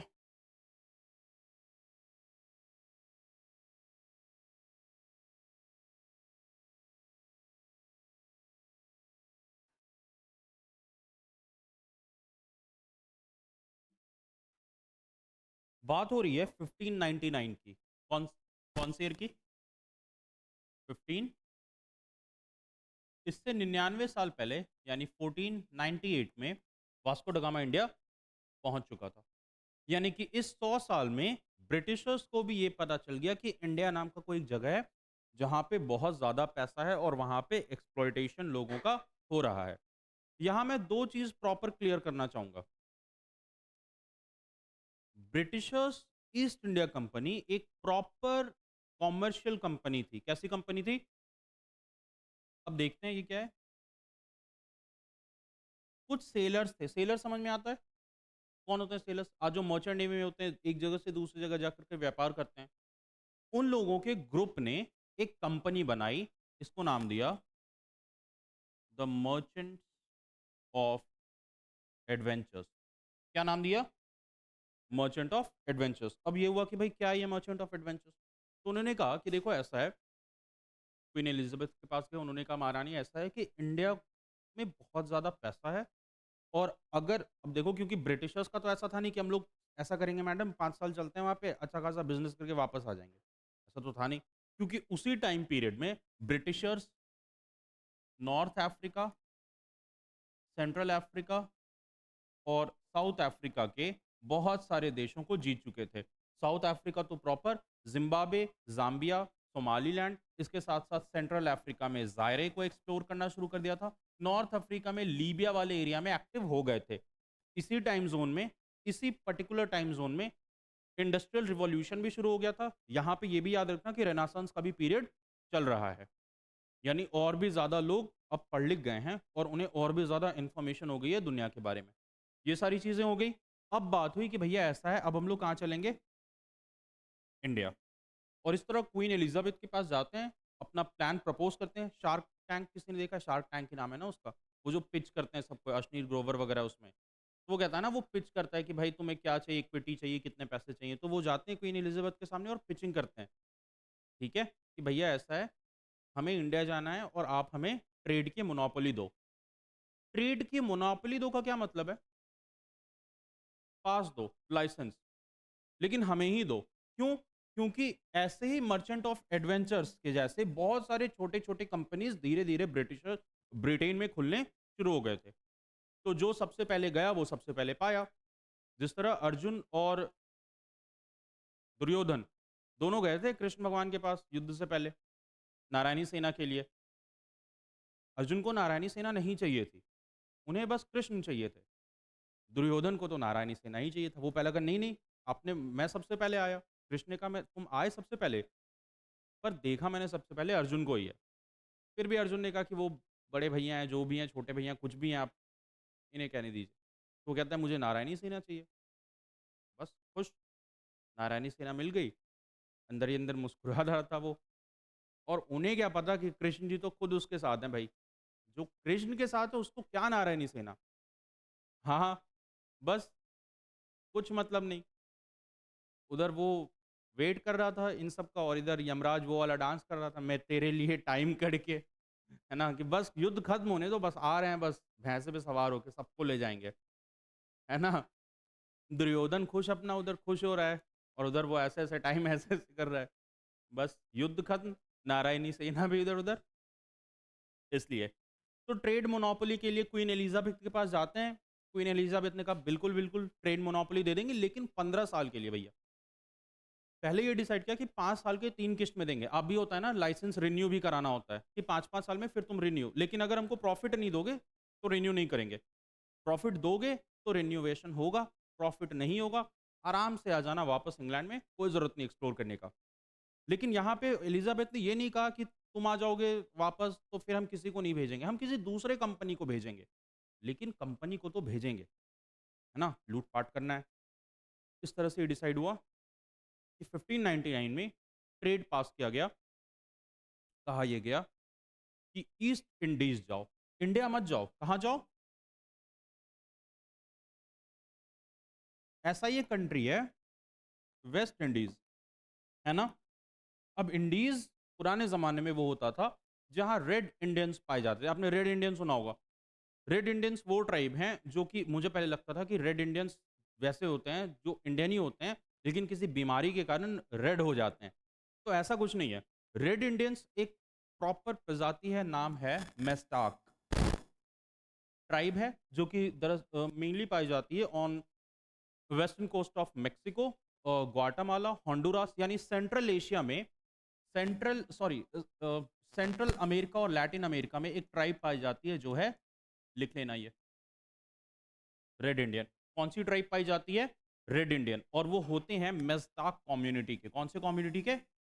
मेस्टाक कम्युनिटी के। वेस्ट इंडीज और ईस्ट इंडीज में एक्सप्लोरेशन हुआ। एलिजाबेथ ने कहा कि ईस्ट इंडीज जाओ, वहां से खूब सारा पैसा कमा करके लाओ। लाते हो, अगर पैसा कमा के मुझे प्रॉफिट मिलता है वेल एंड गुड। उसके बाद अगर प्रॉफिट नहीं मिला, कंपनी वगैरह करवा देंगे बंद। उसके बाद जो समझ में आए वो करना। कहा नहीं मैडम, आपको अच्छा खासा प्रॉफिट होगा। चार्टर साइन होता है एक। क्या साइन होता है? चार्टर।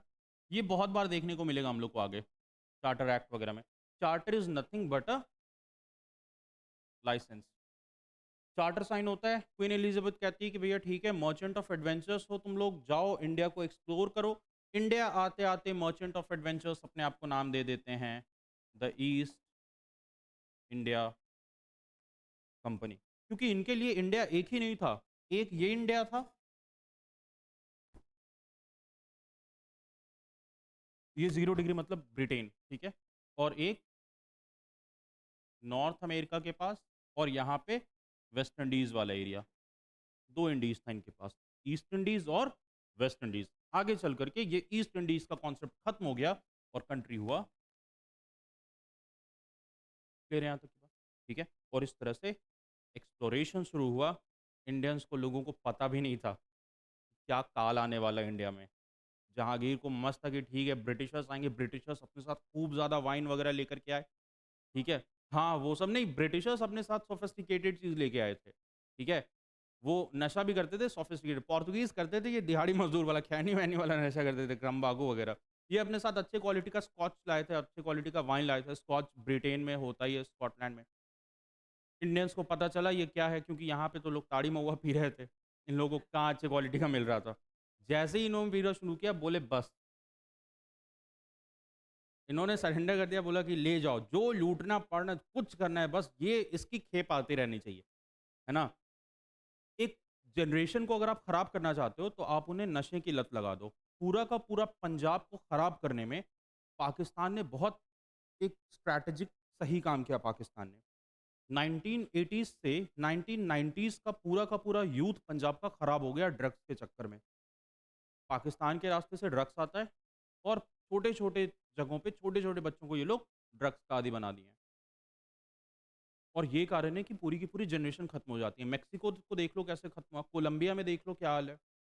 पाब्लो एस्कोबार का नाम सुना होगा, उसने पूरे के पूरे कोलंबिया में ही ड्रग्स फैला दिया।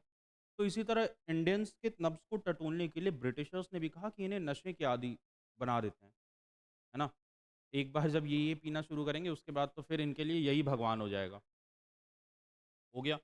दूसरी बात, यहाँ पर के निकम्मे राजाओं को और कुछ काम नहीं था। बोले ठीक है हमको पैसा मिलेगा ना, बोला बहुत पैसा मिलेगा साहब, आप काम करने दीजिए। धीरे-धीरे पैसा देना शुरू किए, ज़मीन हड़पना शुरू किए और धीरे-धीरे इनसे पैसा लेना शुरू कर दिए और फिर इनको हर महीने कुछ रुपए दे देते थे। बहादुर शाह ज़फ़र की जब मौत हुई है रंगून में, तो उसे बाकायदा कुछ 50 या 85 रुपए मिलते थे ईस्ट इंडिया कंपनी की तरफ से, क्राउन की तरफ से। क्योंकि बेटे को तो डेथ हो गई थी 1858 में, हम लोग पढ़ेंगे 57 के आसपास में रिवोल्ट में मार दिया जाता है उनके दोनों बच्चों को और इनकी रंगून में मौत हो जाती है। मतलब ये सोचो, मुगल एम्पायर जो दुनिया की वाहिद ऐसी एम्पायर थी जिसने बहुत मजबूत एम्पायर हुई, उसके आखिरी नोन रूलर का कितना बुरा हश्र हुआ। ठीक है? कितना ज़्यादा बुरा हश्र हुआ और ऐसा एपिटम से देखा गया, जिसने बहुत ज़्यादा एक्सप्लॉइटेशन किया ना, उसका अंत बहुत बुरा हुआ है। एक कमांडर था मुअम्मर उल अल गद्दाफ़ी, लीबिया का, सुना होगा। उसने पूरे के पूरे नॉर्थ अमेरिका में, नॉर्थ अफ्रीका में जो कहर मचाया था, पता है वो मारता भी था लोगों को, तो उसके पास एक गोल्ड की बंदूक हुआ करती थी। और जिस अगर मान लो किसी अपने बहुत किसी इम्पोर्टेंट एनिमी को मारता था, तो उसे गोल्ड प्लेटेड, उस पे डायमंड प्लेटेड बुलेट होता था, वो उससे मारता था। मरने वाले भी सोचता होगा, धन्य हो गए प्रभु आपसे मार खा के, है ना? ले शायद वो सोना-चांदी च्यवनप्राश खिला रहा होगा उसको। सोना दे सुरक्षित तन, चांदी दे तेज दिमाग, तो शायद वो कुछ उसका अपना तरीका होगा मारने का। तो इस तरह से उसका भी अंत बहुत बुरा हुआ, ठीक है? दुनिया में जिन्होंने भी ऐसा काम किया है, उनका अंत बहुत बुरा हुआ है, तो मुगल्स का भी अंत, बहुत एक्सप्लॉइटेशन किया इन्होंने। एक ठीक-ठाक तरीके से ब्रिटिशर से निकल गए, चुपचाप आराम से धीरे-धीरे निकल गए। हश्र तो इनका भी बुरा होना चाहिए था। हश्र ये होना चाहिए था कि इंडिया, अभी आप लोग भी अपने नानी-दादी घर अगर जाना होता, तो आप लोग भी लंदन वगैरह आते। हम लोग भी उनको कैप्चर कर लेते, है ना? हम लोग भी कैप्चर कर लेते। फिर ब्रिटिशर्स हमारे यहाँ काम करने आते। वो एक साउथ की मैं मूवी देख रहा था, उसमें दिखाया इंडिया इन 2050, और उसमें भीख माँग रहा है रोड पे एक अंग्रेज़। कहता है इंडिया ने सब कुछ कैप्चर कर लिया है। ठीक है, तो ऐसा कुछ होता तो सही रहता। लेकिन यार कितना अजीब रहता, सोचो लंदन के गलियों पे बाहर में पूड़ी कचौड़ी बिक रहा है। ठीक ही अगर एक्सप्लोर नहीं किया तो। कुछ चीज़ को वैसे ही छोड़ देना चाहिए अनटच, ठीक है? तो यहाँ पे हमने देखा कि ईस्ट इंडिया कंपनी का फॉर्मेशन कैसे हुआ। यहाँ पे हम देखें कि चार्टर एक्ट को पास किया गया है और ईस्ट इंडिया कंपनी नाम की कंपनी बनी है। लेकिन वो कंपनी का पहले क्या नाम था?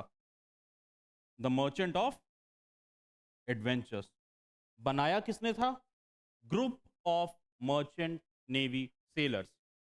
कैसी बॉडी थी? कॉमर्शियल। कैसी बॉडी थी? पोर्तुगीज़ कैसी बॉडी थी? पोर्तुगीज़ प्रॉपर गवर्नमेंट बॉडी थी, क्योंकि वो गवर्नमेंट ओन्ड गवर्नर्स जो आ रहे थे, वो कहाँ से अपॉइंट थे? गवर्नमेंट के द्वारा। लेकिन यहाँ पे जो लोग अपॉइंट हो रहे थे, वो हो रहे थे क्वीन के ज़रिए तो हो रहे थे, लेकिन इनके ऊपर अपॉइंट करता था ईस्ट इंडिया कंपनी। तभी हम लोग कहते हैं ना कि 1600 से लेकर के 1857 तक इंडिया में कौन-सा रूल चला है? Company rule. समझ में आ गया सबको? उस वक़्त इंडिया में ट्रेड, इंडिया की डिफेंस, इंडिया की पॉलिटिक्स को कंट्रोल करती थी द ईस्ट इंडिया कंपनी। 1857 के रिवोल्ट के बाद चीज़ें खत्म होती हैं, डायरेक्ट कंट्रोल आता है in the hand of queen, और फिर कहा जाता है इसे द क्राउन रूल। क्लियर है यहाँ तक की बात? समझ में आ रहा है सबको? कोई कन्फ्यूजन कहीं नहीं समझ में आ रहा हो तो? ठीक है, चलो अब लिखना शुरू करते हैं। लिखेंगे। After the after almost 99 years after almost 99 years since the Portuguese came in India, after almost 99 years since the Portuguese came in India, the Britishers also had a dream. The Britishers also had a dream. The Britishers also had a dream to conquer India. To conquer India. क्या शुरुआत से ही चाहते थे कि India पे capture कर लिया जाए और इंडिया पे राज किया जाए? नहीं। ब्रिटिशर्स लिखेंगे, Britishers came to India as traders. Britishers came to India as traders, but later, but later they explored, but later they explored and slowly became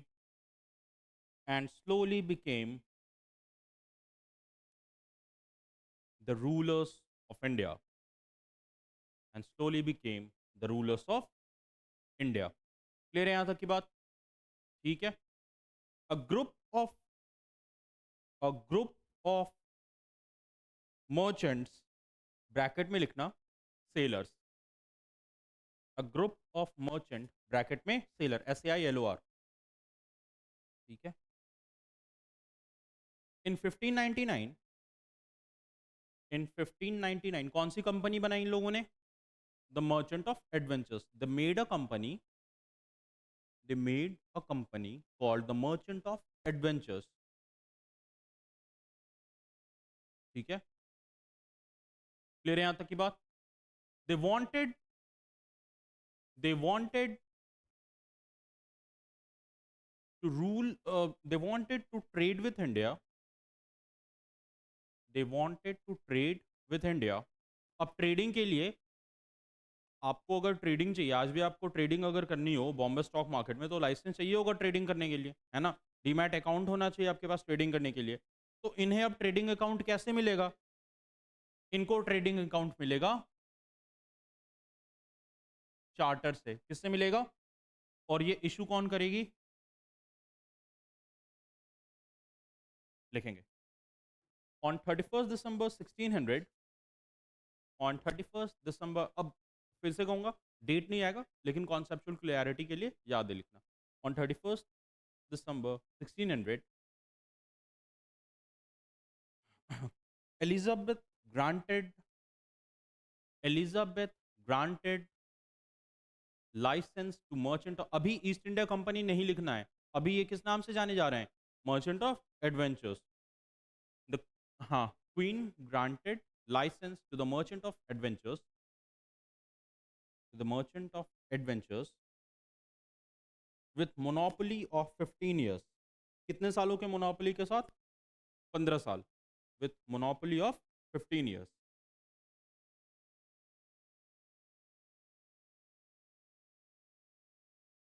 हो गया? ठीक है। देखो, इंडिया जब आ रहे थे ब्रिटिशर्स, तो ये दो चीज में ट्रेड करना चाहते थे।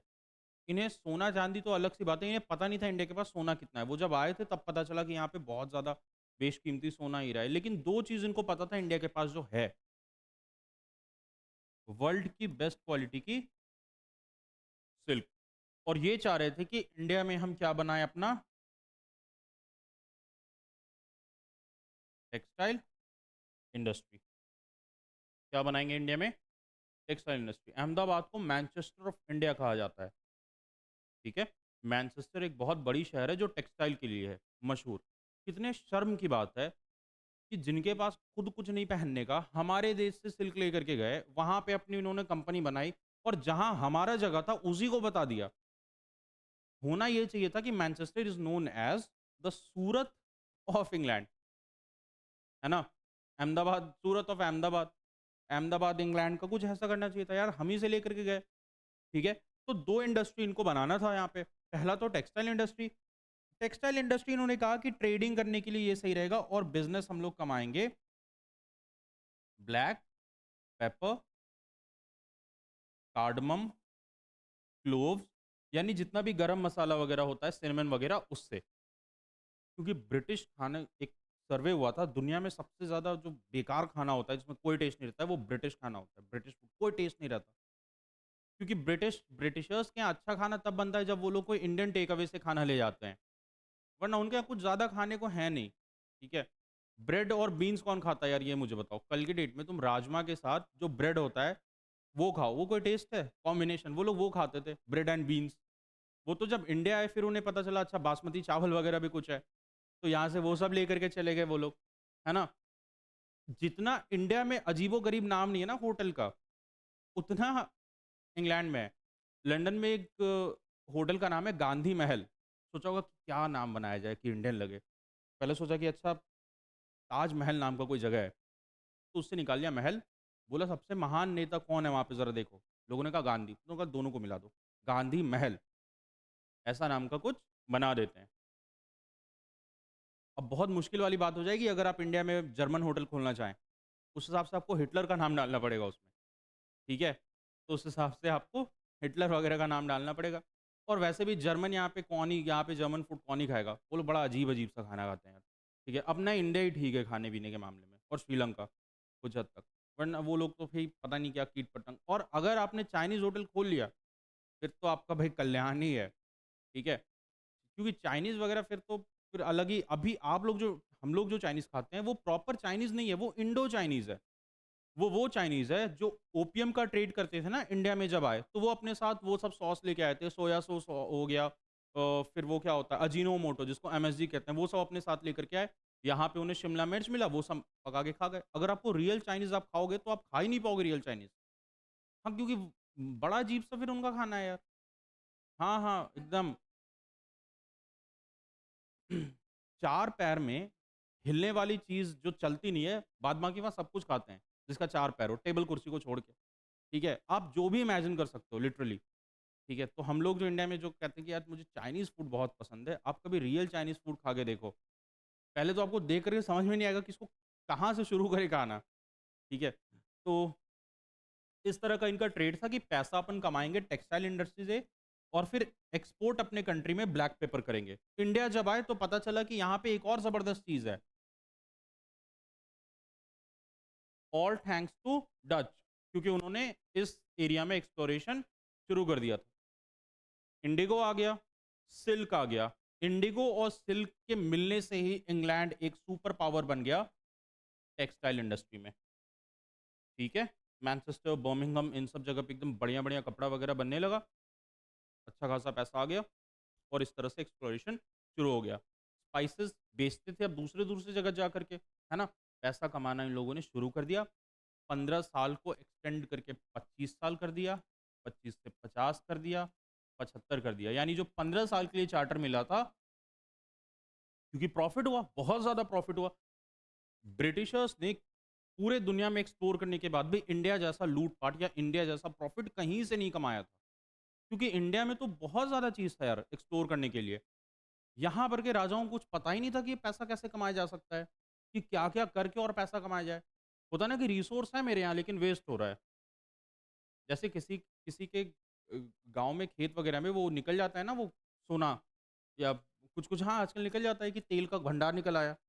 तो कुछ ऐसा नहीं ऐसे ही बस पड़ा हुआ है वैसे। तो उसी तरह इंडिया के पास भी बहुत कुछ ऐसे ही पड़ा हुआ था इधर-उधर फेंका हुआ। और इस तरह से ब्रिटिशर्स आए और लिटरली लिखा गया है ब्रिटिशर्स के द्वारा कि जितना इन्होंने पूरे दुनिया में 1000 साल से कमाया होगा, उतना इंडिया में मात्र इन्होंने 50 साल में कमाया। तो आप सोच सकते हो कि उस वक़्त टोटल इंडिया का जीडीपी पूरे दुनिया का 45% था। मतलब अगर पूरे दुनिया में लोग ₹100 कमा रहे हैं, तो ₹45 तो बस इंडिया से लोग कमा रहे हैं। मतलब इंडियंस कमा रहे हैं।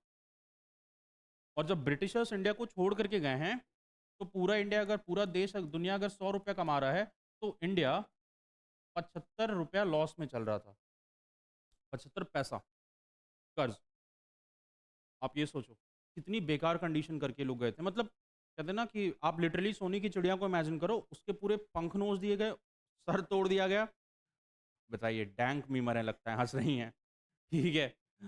तो डैंक मीमर मतलब यार एकदम डार्क जिसको मैं कह रहा हूँ मोड़ दिया गया, तोड़े वहाँ से, ठीक है। तो इस तरह से इंडिया को पूरी तरह से एक्सप्लॉइट करके ये लोग चले गए और बस हो गया खत्म कहानी। लिक हाँ यार, सब क्योंकि क्योंकि इतने देखो हमारे यहाँ नो डाउट बहुत महान राजा हुए, बहुत महान। छत्रपति शिवाजी महाराज, महाराणा प्रताप, सारे महान रूलर हुए। लेकिन किसी को ये आइडिया नहीं था कि चलो आपको बिज़नेस को भी थोड़ा एक्सपैंड करना चाहिए। ये हुआ एंशिएंट इंडिया में। समुद्रगुप्त, चंद्रगुप्त मौर्य, अशोका ये सब एम्पायर को बिल्ड किए। लेकिन पैसा कमाए नहीं ये लोग, पैसा कमाया ब्रिटिशर्स ने। और वही हाल है कि उतने हज़ार साल की कमाई ये लोग अभी तक खा रहे हैं। अभी तक इनका चल रहा है। अब जाकर के घाटे में गए हैं, तो अब तो मुश्किल है। अब तो अब कहीं जा कर के नहीं जाएँगे कि भैया हमको ट्रेड करना है आपके यहाँ। अब ये सब नहीं होने वाला है। क्लियर है यहाँ तक की बात? लिखेंगे आगे। हाँ, वो 16 पे है, उससे ज़्यादा वो बढ़ाना है क्या है? टेम्परेचर बढ़ाना है या कम? वो उससे ज़्यादा ग अच्छा, अच्छा। ये कन्फ्यूज़न हो जाता है। ठीक है।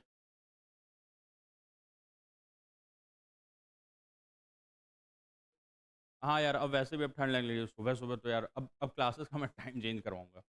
है ना? हाँ, बहुत हो जाता है ना। अच्छा ठीक है, थोड़ा और दिसंबर एंड तक मैं चेंज करवा दूँ। ठीक है। हाँ, कितने बजे से? दिवाली बाद ये सब होगा। छठ पूजा आओ, घर से ठेकुआ-वेकुआ खा कर के तब चेंज करना। ठीक है? 20 के बाद जाना। कितने लोग हैं जो बस अभी दूसरे-तीसरे पूजा से अब सोचेंगे घर की याद आ रही है, पूजा करना है। किसी को पूजा नहीं करेगा, किसी को दुर्गा सप्तशती नहीं पता, कवच, कीलम, अदरक किसी को कुछ नहीं पता, सबको घर जाना है बस। ठीक है? 20 तारीख के बाद जाना घर। ऐसा थोड़ी कि किसी का कॉन्ट्रैक्ट है यहाँ पे कि पंडाल में किसी को महिषासुर बनना है, शेर बनना है। ऐसा किसी का कॉन्ट्रैक्ट है। आप लोग को अगर दुर्गा जी वगैरह बनना हो, ऐसा नहीं है ना किसी के साथ, आराम से आना। अगर होगा भी तो सप्तमी के बाद ही पट खुलता है। क्यों संदीप कहीं बनना है? महिषासुर, भैंस ऐसा कुछ? ठीक है। नहीं ना? तो ठीक है फिर। आराम से आना 20-20 के बाद। चलो लिखो, लिखना शुरू करो। क्या था लास्ट का point? monopoly of 15 years. They agreed, they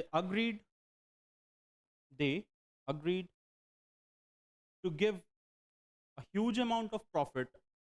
They agreed to give a huge amount of profit to Crown. Crown में यहाँ पे जब बात हो रही है तो बात हो रही है रानी की. They agreed a huge profit to Crown. Since अच्छा, इंडिया में आने से पहले दो यूरोपियन पावर पहले से इंडिया में थे, पोर्तुगीज और Dutch. Since Portuguese and Dutch were already exploring the parts of India, since Portuguese and Dutch were already exploring the part of India, Britishers had a very clear intention. Britishers had a very proper intention,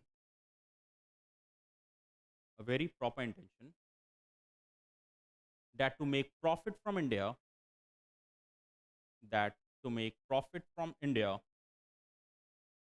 they will have to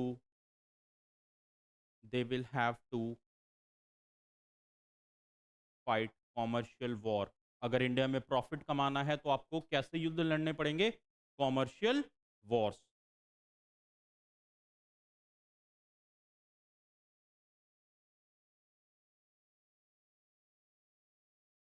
हो गया? ठीक है, topic डालना. The east India company. The east India company.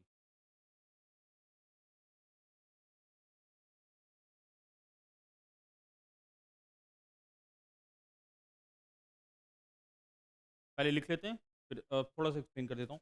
Captain Hawkins नाम का एक बंदा आता है जहांगीर के कोर्ट में 1609 में आगरा में. कहता है कि ऐसा है, दूर देश से आए हैं और आपके यहाँ व्यापार करना चाहते हैं और आपको अमीर बनना चाहते हैं. अंदर ही अंदर बोल रहा था, बस एक बार आप साइन कीजिए फिर आपको बताते हैं. जहांगीर पहले माना नहीं. जहांगीर बोला नहीं, इंडिया में पहले से कोई तुम्हारे यहाँ का कोई यूरोपियन है, अपने आप को पोर्तुगीज कहता है, वो लोग आया हुआ है, हम तुम्हें ये नहीं करने देंगे. बोला ठीक है, आप देख लीजिए, आपको जो सही लगता है. हुआ यही. कुछ दिन के बाद थॉमस बेस्ट नाम का एक मिलिट्री सेलर सोल्जर रहता है और उसने पोर्तुगीज पावर को हरा दिया सूरत के कोस्ट पे. एक बार जैसे ही जहांगीर को ये पता चला कि कोई पोर्तुगीज को आकर के हराया है, तो अब ये समझ गया कि नहीं, इससे दोस्ती करना पड़ेगा. पोर्तुगीज को हराने वाला ही कोई नहीं. पोर्तुगीज को ये लोग आया, तुरंत पोर्तुगीज को हरा दिया, और वो भी ये लोग भी बड़े बड़े नाव से आए. जहांगीर बोला कि फ्रेंडशिप कर ही लेते हैं. जहांगीर कहता है कि ठीक है, हम तुम्हें करने देंगे, कोई दिक्कत नहीं है, आराम से पैसा वैसा कमाओ, लेकिन हमको पोर्तुगीज से ज़्यादा प्रॉफिट कमा के दोगे. इनके पास पूरा प्लान तैयार था. बोला आपको मुंह मांगा कीमत. बोला सर बस 5 लोगों को जोड़ना है, उसके बाद BMW पक्का है आपका. जहांगीर बोला ठीक है, कोई दिक्कत नहीं है, तुमको जो करना है करो. जहांगीर का ब्रिटिशर्स को परमिशन देना, पोर्तुगीज का हारना और ब्रिटिशर्स का ट्रेडिंग शुरू करना. पता भी नहीं था लोगों को कि कितना बड़ा प्रैंक होने वाला है उनके साथ. हाँ, और धीरे धीरे धीरे धीरे करके जितना भी कोस्टल एरिया था ना, जितने भी कोस्टल एरिया थे, सब पे एक ही परचम लहराने लगा, ईस्ट इंडिया कंपनी का. खूब पैसा कमाते थे. एक साल के एंड में देखो, जितना हम लोग मजाक उड़ा लें, जितना जल लें, कुछ भी कर लें, एक चीज था ब्रिटिशर्स का कि कितना ज्यादा सोचते थे. ये देखो, पूरे साल का आखिरी में ऑडिटिंग करते थे ये लोग. हाँ हाँ, और पूरा पैसा कमा करके इंग्लैंड भेजते थे, और वहां पे ये होता था कि अब किसका प्रमोशन करना है, किसकी तब्दीली करनी है, किसका ट्रांसफर करना है. यानी अभी जो मल्टीनेशनल कंपनीज ऐसी ही ना बनती हैं, आप ये सोचो कि आज से 500 साल पहले वो सोच रहे थे, और इंडियंस राजा सोचते थे कल शिकार में कौन से जानवर को मारें. सोच का डिफरेंस देखो. जब तक दूरदर्शी नहीं बनोगे सोच में, आपको जब तक यूपीएससी का पैटर्न नहीं समझ आएगा, तब तक क्वेश्चन सॉल्व करना मुश्किल होगा. ठीक है, यानी कि ब्रिटिशर्स दूर की सोच रहे थे कि भाई एकदम इस तरह से मोनोपोली लेके चलना और खूब सारा पैसा कमाना है, और कामयाब भी हुए. ऑडिटिंग करवाते थे हर ईयर के एंड में. ऑडिटिंग 3 साल से ज़्यादा किसी मिलिट्री पोस्ट पे किसी को नहीं रहने देते थे. क्यों? आप 3 साल 4 साल रह रहे हो, आप अपने एरिया में आपकी अच्छी पकड़ हो जाएगी. धीरे धीरे धीरे धीरे आप हो सकता है आने वाले टाइम में 5 साल 6 साल 7 साल के बाद वापस क्राउन पे ही हमला कर लो. 2 से ढाई साल होता था, 3 साल होता था, उसको अच्छा खासा प्रमोशन देके वापस इंग्लैंड बुला लेते थे. छोटा सा एकदम बढ़िया घर दे देते थे, स्कॉटलैंड वगैरह में रहने लगता था. फिर 3 साल के लिए कोई और आता था, फिर ऐसे आता था. यानी इस तरह से मिलिट्री कंट्रोल होती थी, इकोनॉमिक्स कंट्रोल होती थी और इंडिया का पॉलिटिक्स कंट्रोल होता था। जब आपने ये 3 किसी भी कंट्री में कंट्रोल कर लिया, तो कांग्रेचुलेशंस, आपको एक नया घर मिल गया है। बिना किसी म्यूटेशन, बिना किसी कागज़, वो सब होता है ना कागज़ बनाना, वो सब कुछ नहीं। आप किसी भी कंट्री का मिलिट्री, इकोनॉमिक्स, पॉलिटिकल कंडीशन को कंट्रोल कर लो। आज के डेट में इंडिया अगर बलूचिस्तान में ये तीनों चीज़ कंट्रोल कर लेगी, तो सुबह में लोग उठ कर के बोलेंगे किसको सपोर्ट करना है? बलूचिस्तान के लोग वैसे भी इंडियंस को ही सपोर्ट करते हैं, ठीक है? जो बलूचिस्तान वाले लोग हैं, तो इस तरह से ब्रिटिशर्स अपना काम करना शुरू कर दी। अगर सीधी-सी बात है, अगर उनके पास ये एक्सपीरियंस नहीं होता, तो पूरी दुनिया में कैसे राज करते?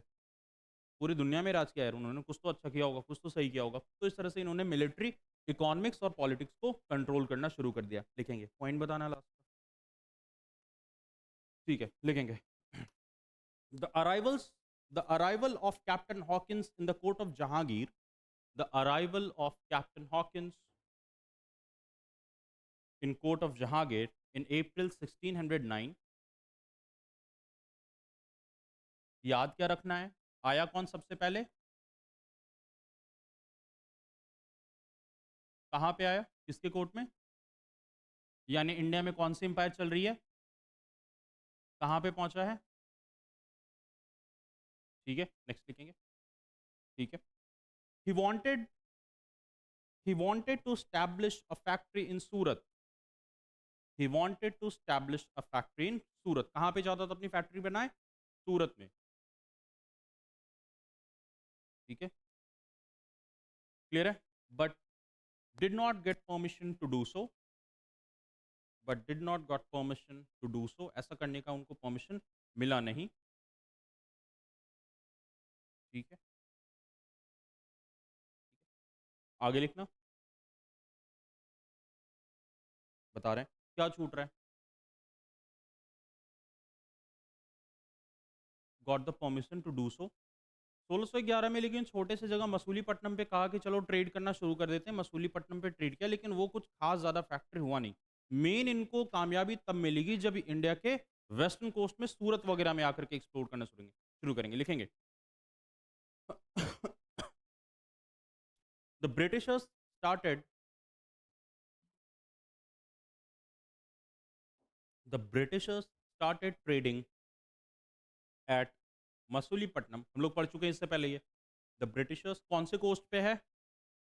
ईस्टर्न कोस्ट पे है। ठीक है, the Britishers started trading at Masulipatnam, that is eastern coast of India. ठीक है, आगे लिखना। अच्छा, और 1616 में इन्होंने परमानेंट सेटलमेंट कर लिया मसूलीपट्टनम में। पहले छोटा सा सेटलमेंट किए थे, लेकिन 1616 में इन लोगों ने जाकर के अच्छी खासी स्टैब्लिशमेंट कर ली। इन 1616 in 1616 a proper settlement in 1616 a proper settlement was established was established in Masulipatnam.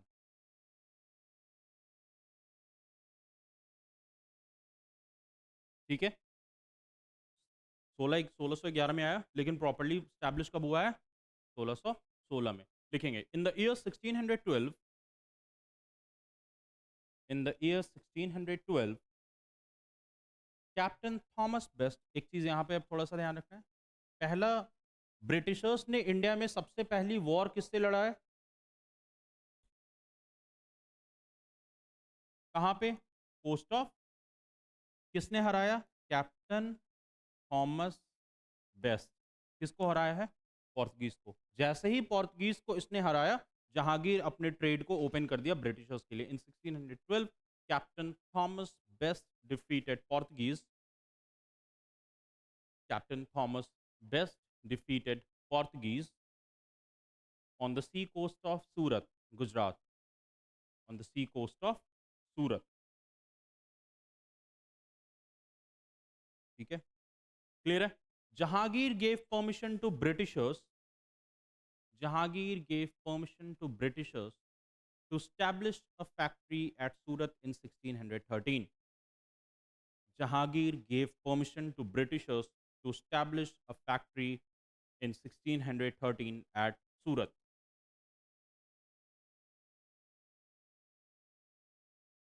हाँ, 1613 में। ठीक है, ठीक है। Thomas Aldworth was given in charge, लिख दे रहा हूँ।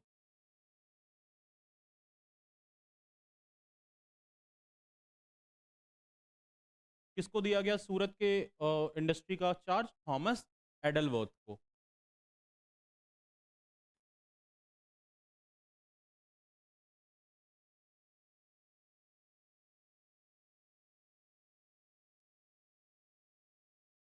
हो गया।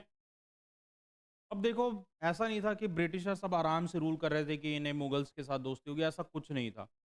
मुगल्स के सबसे पहले दोस्त थे,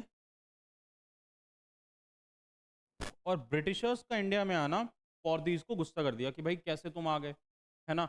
और अब एक बहुत बड़ा वॉर शुरू होने वाला था जो ब्रिटिशर्स और पोर्तुगीज के बारे बीच में चलने वाला था। सेटलमेंट की हम बात करें तो कहाँ पे सेटलमेंट, प्रॉपर अच्छा खासा सेटलमेंट कहाँ हो गया ब्रिटिशर्स का? सूरत में। ठीक है। अब इधर से इस तरफ चलते आओगे तो ये पूरा का पूरा एरिया, कैलिकट, कोचीन, नानौर, गोवा, ये सब के सब किसके अंदर था? पोर्तुगीज के अंदर। यानी कि सूरत को तो जीत लिया, अब ब्रिटिशर्स चाहते थे कि हम इंडिया के इस एरिया को एक्सप्लोर करें, और इस एरिया को एक्सप्लोर चक्कर करने के चक्कर में इनकी लड़ाई हो गई पोर्तुगीज से। पोर्तुगीज का अच्छा खासा स्ट्रांग होल्ड अप था गोवा, दमन, दीव और बॉम्बे में। अच्छा, इन सारे एरिया को एक्सप्लॉइट करने का सबसे बड़ा कारण था, ये सब तो हो गया। अगर आपको ज़मीन चाहिए, आपको ज़मीन के लिए आप लड़ाई कर रहे हो, तो कहने का ये मतलब है कि आपको वहाँ पे एग्रीकल्चर वगैरह करना है, कुछ सेटलमेंट करना है। यहाँ पे लड़ाई हो रही थी सी कोस्ट के लिए। किसके लिए? अगर आपने, क्योंकि इससे पहले हम पढ़े हैं कि अगर किसी ने सी कोस्ट को जीता तो वो पूरे कंट्री पे राज करेगा, तो यहाँ पे लड़ाई हो रही थी सी कोस्ट को जीतने की। और यहाँ पे सबके सब सी कोस्ट हैं, तुम देख लो, सारे के सारे एरिया वैसे एरिया हैं जहाँ पे बहुत ज़्यादा सी रूट का बिजनेस होता था। लिखेंगे, the Britishers did not had a smooth the Britishers did not had a smooth transaction of business. The Britishers did not had a smooth transaction of business since they were involved in commercial war of business since they were involved in commercial war with किसके साथ? With Portuguese as well as Dutch। किन दोनों लोगों के साथ इनका युद्ध हो रहा था? पोर्तुगीज और डच।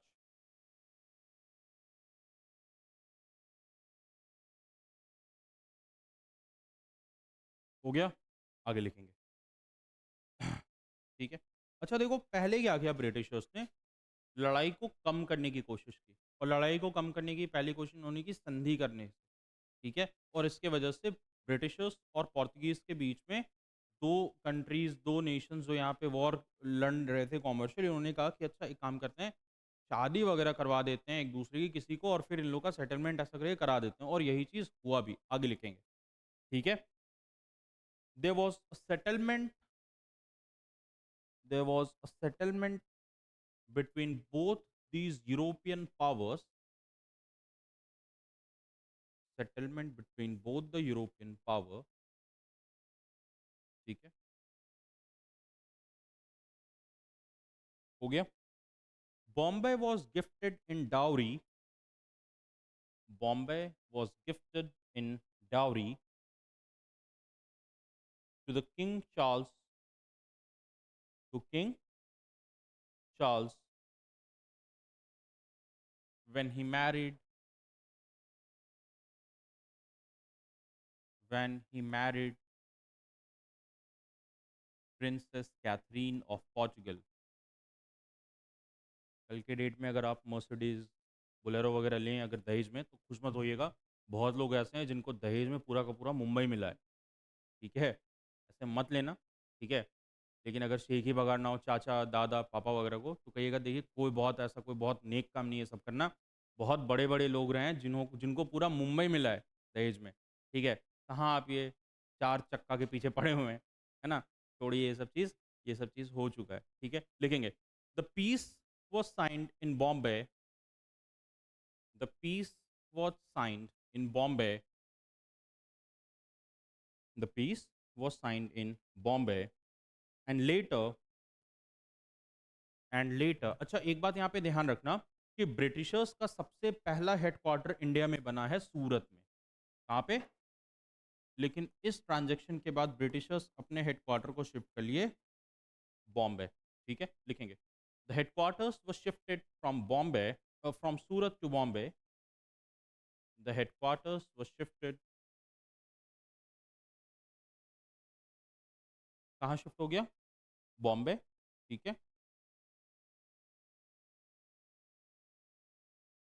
क्लियर है यहाँ तक की बात? इसी टाइम पीरियड में हमने पढ़ा था ना कि डच के साथ भी पोर्तुगीज का अपना एक सेटलमेंट हो गया था। डच के साथ सेटलमेंट ये हुआ कि ब्रिटिशर्स इनको इंटरफेयर कहाँ नहीं करेंगे? इंडोनेशिया। और ये इंटरफेयर इंग्लिश को नहीं करेंगे कहाँ पे? यानी डच को तो ये लोग ठिकाने लगा दिए, पोर्तुगीज के साथ पीस पैक्ट साइन कर लिए, और बिना कोई खास वॉर लड़े चुपचाप धीरे से ब्रिटिशर्स ने अपने दो सबसे बड़े आर्च राइवल्स को सामने से हटा दिया। ब्रिटिशर्स की सबसे बड़ी जो लड़ाई होने वाली थी वो होने वाली थी फ्रेंच के साथ, क्योंकि फ्रेंच को बस इंडिया से लेना देना नहीं था। फ्रेंच और ब्रिटिशर्स इससे पहले नॉर्थ अमेरिका में भी लड़ रहे थे, जो हम लोग पढ़ेंगे अमेरिकन रिवॉल्यूशन में।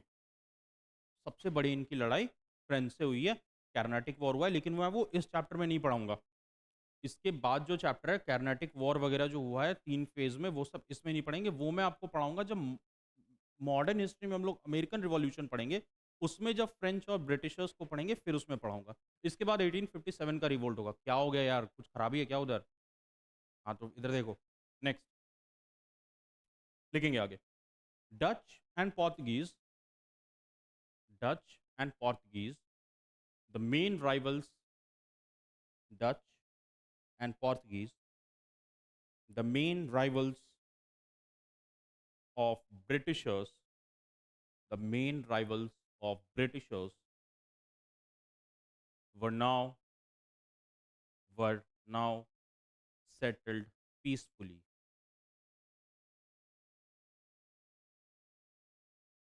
Were now settled peacefully. Clear है यहाँ तक की बात?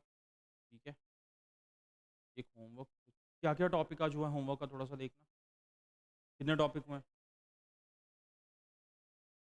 हाँ,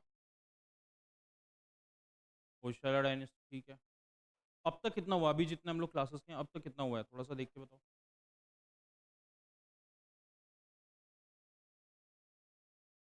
12-13 के करीब हुआ होगा। ठीक है, ये कर लेना, क्योंकि इस वाले जो क्वेश्चंस होगा एग्जाम में वो देखने को मिलेगा। ठीक है, एक और लिख लो, गति शक्ति मिशन। गति शक्ति मिशन,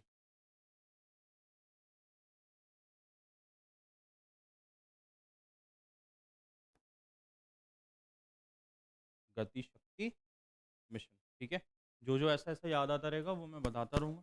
ठीक है, गति शक्ति मिशन को थोड़ा सा देख लेना। ट्रेड वगैरह तो अभी वैसा कुछ है नहीं। ठीक है, करंट अफेयर्स प्रॉपर पढ़ना शुरू करना जनवरी के टाइम से। ठीक है, लेकिन अभी इन सारे टॉपिक को कम से कम कंप्लीट करते रहो। ठीक है, इन सारे टॉपिक को कंप्लीट करते हो, क्या आग ही लगा दोगे क्या हाथ ऐसे रगड़ रगड़ के? ठीक है, बंद कर दूं क्या? बस बस खत्म ही है अब। ठीक है, चलो थोड़ा सा और लिख लेते हैं इसमें। गति शक्ति मिशन पढ़ लेना, होशला डायनेस्टी एंशंट में। और अभी एक कहीं पे कुछ तो निकला है, कहीं एंशंट मोहनजोदड़ो या उस तरफ जहाँ पे साइट, अगर मुझे वो दिखेगा न्यूज़ में तो फिर मैं वो फिर बता दूंगा ऐसे। और इसराइल फिलिस्तीन वाला देखना हो तो जोग्राफिकली देखना, ज़्यादा वो सब में मत जाना। जोग्राफिकली देखना कि कौन कौन सा एरिया है, अगर स्ट्रिप बना है गाज़ा पट्टी तो क्यों बना है। ठीक है, एक बहुत अच्छी चीज़, सरदार वल्लभ भाई पटेल को क्यों कहा जाता है कि वो मतलब कि, और मेरे हिसाब से क्यों वो मॉडर्न इंडिया के सबसे बेस्ट सुपर हीरो उनको कंसिडर करना चाहिए, वो इसलिए है। एक थोड़ा सा बता देता हूँ। पाकिस्तान लिखा है ना, ग्रीन में लिखता हूँ, बहुत मजा, उन लोगों का फेवरेट कलर है ना, हराए भी हैं उन लोगों को इस बार। पाकिस्तान, इंडिया ब्लू, बांग्लादेश को वाइट में लिखता हूँ, इनकी हैसियत ही नहीं है कि इसलिए चेंज किया जाए। ये प्रेजेंट डे बांग्लादेश है, लेकिन हम लोग सिनारियो देख रहे हैं 1947 का, और उस वक्त इसे कहा जाता था ईस्ट पाकिस्तान। क्या कहा जाता था? कहा यह गया कि पाकिस्तान यहाँ है, पाकिस्तान यहाँ भी है। अब अगर हमको ट्रेड करना होगा, पाकिस्तानियों ने कहा कि यार हमें ट्रेड करना होगा तो फिर हमें ऐसे जाना होगा, है ना? मान लो हमें कोई कार्गो पहुँचाना हुआ, कुछ भी बिज़नेस करना हुआ तो हमें इस तरह से जाना होगा। तो पाकिस्तानियों ने कहा कि ऐसा आप करो कि एक ट्रेड रूट बना दो हमारे लिए, है ना? और ये ट्रेड रूट शुरू होता था, ये पायरेसी लो लेवल का अमृतसर, दिल्ली, लखनऊ, गया, पटना, रांची और ऐसा होते-होते ईस्ट पाकिस्तान पहुँचता था। यानी उन लोगों ने कहा कि आप हमको एक ऐसा ट्रेड रूट दे दो ना जिसके तहत हम इंडिया से कनेक्ट हो सकें, मतलब हम ईस्ट पाकिस्तान से कनेक्ट हो सकें। बहुत ज़्यादा चांसेस था कि ऐसा हो भी जाता और अगर ये हो जाता, तो ये धीरे-धीरे इस तरह से एक्सपैंड होना शुरू होता। आज ये ट्रेड रूट कुछ ऐसा दिखता आपको और ये ट्रेड रूट में सेटलमेंट भी होता, मारपीट भी होती। तो ये जो आप अभी इंडिया देख रहे हैं, ये ऐसा नहीं होता, है ना? ऐसा इंडिया नहीं होता। सरदार वल्लभ भाई पटेल ने कहा ये सब कुछ नहीं बनेगा और उनको पाकिस्तानियों को क्या पता था कि आने वाले टाइम में ये ईस्ट पाकिस्तान नहीं, ये बांग्लादेश बनेगा। All thanks to Indian army और मुक्ति वाहिनी सेना। अभी आ रही है ना विकी कौशल की मूवी सैम बहादुर, उसमें बहुत अच्छे से कैप्चर किया होगा 1971 के वॉर को, क्योंकि उस वक़्त वो फील्ड मार्शल बनने वाले थे और वो कमांडिंग ऑपरेटर हेड भी थे। तो 1970 वॉर किस तरह से इंडिया जीती, वो इसमें दिखाया गया है और जीतना तय भी था। एक दिन में सबसे ज़्यादा अगर कहीं पे मर्डर्स किया गया तो वो ईस्ट पाकिस्तान में बांग्लादेशियों का, बंगालियों का किया, ये पाकिस्तानियों ने। क्योंकि उनके हिसाब से पाकिस्तानी अपने आप को कंसिडर करते थे कि जिसको उर्दू ज़बान आती है और जो देखने में फेयर कॉम्प्लेक्शन का है, वही ठीक-ठाक, वही पाकिस्तानी है। और हुआ ये कि एक उससे पहले एक इलेक्शन हुआ था और उसमें एक मुजीबुर रहमान मुजीबुर रहमान जिनको बंगबंधु कहा जाता है, हाँ, वो जीत गए और कहा गया कि उन्हें बनाया जाएगा अब वहाँ पर का प्रधानमंत्री। पाकिस्तानियों का कहना था कि कोई बांग्लादेशी बंगाली बोलने वाला जिसको ना उर्दू आती है, ना पंजाबी आती है, डोगरो, पश्तो कुछ नहीं आती, वो कैसे आकर के लाहौर में बैठेगा? और यहाँ पे लड़ाई शुरू हो गई। लड़ाई बस शुरू हुई इसलिए कि शेख मुजीबुर रहमान, हाँ, शेख मुजीबुर रहमान को हम प्रधानमंत्री नहीं बनने देंगे। तो प्रधानमंत्री कौन बनेगा? प्रधानमंत्री वो बनेगा जो या तो पख्तून हो या पठान हो या पंजाबी हो और पाकिस्तान को गर्त में पहुंचाने का काम इन्हीं 3 जनरेशन ने किया है। पख्तून, पठान और पंजाबी। पंजाबी, पाकिस्तानी पंजाबी जो हैं। अगर ये लोग एक्सेप्ट कर लेते शेख मुजीबुर रहमान को, तो शेख मुजीबुर रहमान यहाँ पे रह करके, यहाँ पर का होकर के पाकिस्तान को सँभालता, कुछ नहीं होता। लेकिन ऐसा हुआ नहीं। मुजीबुर रहमान को कुछ नहीं कहा गया कि नहीं भैया ऐसा कुछ नहीं होने वाला है और फिर शायद मॉडर्न हिस्ट्री का 2 कंट्रीज़ जो कि थे तो दोस्त लेकिन बीच में फिर लड़ाई शुरू हुई और इस तरह से इतने मार-काट के बाद आखिरकार बांग्लादेश का जन्म हुआ। बांग्लादेश भी अपने जन्म को विजय दिवस के नाम से ही सेलिब्रेट करते हैं, ठीक है? अभी 50 साल होने वाला है या शायद हो गया है बांग्लादेश के जीत को, बांग्लादेश के बनने को और पिछली बार उन्होंने पिछले साल वो सेलिब्रेट किया था। यानी शेख मुजीबुर रहमान, अभी उनकी बेटी ये शेख हसीना करके है ना जो बांग्लादेश की प्रधानमंत्री हैं, ठीक है? वो उन्हीं की डॉटर हैं। और जब ये सब हो रहा था तो वो अपने डॉटर को भेज दिए थे इंग्लैंड। छोटी-छोटी ये लोग थी, मतलब छोटी तो नहीं थी, ग्रेजुएशन वगैरह में पढ़ती होंगी जो भी हो। ये लोग चली गई लंदन। जब लौट कर के आई हैं तो देखती हैं कि घर में कोई भी नहीं है। पाकिस्तानी सोल्जर्स और अभी जो हालात हो रहा है ना इज़राइल और फ़िलिस्तीन वाला, वो हाल करना शुरू किया था। बच्चों, बूढ़ों, औरत किसी को नहीं छोड़ा इन लोगों ने। और हुआ इससे क्या कि बहुत सारे रिफ्यूजीज़ आ गए इंडिया में। जब ये वॉर चल रहा था ईस्ट पाकिस्तान और पाकिस्तान में, तो इंडिया में रिफ्यूजी आना शुरू हो गए। आसाम, बांग्लादेश इन सारे एरिया से रिफ्यूजी आने लगे और जब ये रिफ्यूजीज़ आने लगे तो इंडिया में वाक़ई सी बात है हैजा बीमारी फैलने लगी, बरसात का मौसम। इंदिरा गांधी ने कहा कि नहीं कुछ तो करना पड़ेगा, सैम बहादुर को उन्होंने बुलाया, सैम मानेकशॉ को, कहा कि वॉर हमें लड़ना होगा। उन्होंने कहा नहीं, हम अभी नहीं लड़ेंगे। मानसून का टाइम चल रहा है, ब्रह्मपुत्र अपने पूरे उफान पे है। ब्रह्मपुत्र पूरे उफान पे है और बहुत ज़्यादा चांसेस है अगर अगर अभी हम लड़ेंगे तो हम लोग हार जाएँगे। तो उन्होंने कहा क्या करना है? मुझे उन्होंने कहा मुझे आप टाइम दीजिए, एक बार बस बर्फ़बारी शुरू होने दीजिए। क्योंकि एक बार अगर बर्फ़बारी हो गई ना तो नेपाल वाला पूरा रास्ता ब्लॉक हो जाएगा और नेपाल फिर मदद नहीं कर पाएगा पाकिस्तान की। बर्फ़बारी शुरू हुई, नेपाल का इंटरफेरेंस खत्म हुआ, इंडियन आर्मी ने नॉक-नॉक किया, पाकिस्तानी आर्मी को कहा आपके डैडी आए हैं और इंडियन आर्मी ने हाँ, हाँ, एकदम बिल्कुल ज़ ज़हर मचा दिया। लेकिन उसके साथ-साथ मुक्ति वाहिनी नाम की एक और सेना थी, लिबरेशन आर्मी। ये रेबेल्स थे जो लड़ रहे थे, बांग्लादेशी ही थे, बंगाली ही थे जो लड़ रहे थे पाकिस्तानियों के खिलाफ। इंडियन आर्मी ने इन्हें भी ट्रेन किया था, ऐसा कहते हैं। इंडियन आर्मी से एक्सेप्ट नहीं करती है कि हमने ट्रेन किया या नहीं किया है, लेकिन हाँ, वो हुआ होगा और इस तरह से इतिहास में पहली बार 93,000 सोल्जर्स ने सरेंडर किया है। आप ये सोचो दुनिया में ऐसा कहीं नहीं यार, गोली खुद को मार लेनी चाहिए थी। और जब लड़ रहा था वो उस कमांडिंग जनरल का जो नाम था वो कहता उसका इंटरव्यू में देख रहा था, वो कहता वो एकदम सीधा था कि हमें तो बस लड़ना है, हम लड़ेंगे या मरेंगे। 2 दिन के बाद सरेंडर कर देता है। मतलब कम से कम यार 1-2 मंथ और ले लो कि हम भूल गए थे ऐसा हमको इंटरव्यू दिए थे। 2 दिन के बाद कहता है नहीं, आइदर विल विन और विल डाई। तीसरे दिन वो सरेंडर कर देता है। और इतिहास में ऐसा कभी नहीं हुआ है कि 93,000 की फ़ोर्स ने कभी एक साथ सरेंडर किया हो, कभी नहीं। और देखोगे कि जहाँ प्रधानमंत्री बैठते हैं, पीएमओ ऑफ़िस के सबसे पीछे जो तस्वीर लगी हुई है, वो वही तस्वीर लगी हुई है जब जनरल अयूब खान वो साइन करता रहता है और Indian army officers, naval officers उसे साइन करवा रहे हैं कि साइन करो कि तुम ईस्ट पाकिस्तान को छोड़ रहे हो और अपनी फ़ौज से सरेंडर करवा रहे हो। ये। तो जब पाकिस्तान टीम यहाँ से जाए तो विराट कोहली के जर्सी के साथ उसको उस फ़ोटो का भी एक मोमेंटो दे देना चाहिए कि 93,000 लोग तुम्हारे यहाँ सरेंडर करके गए हैं। 3 महीने बाकायदा रोटी खा के गए हैं यहाँ से।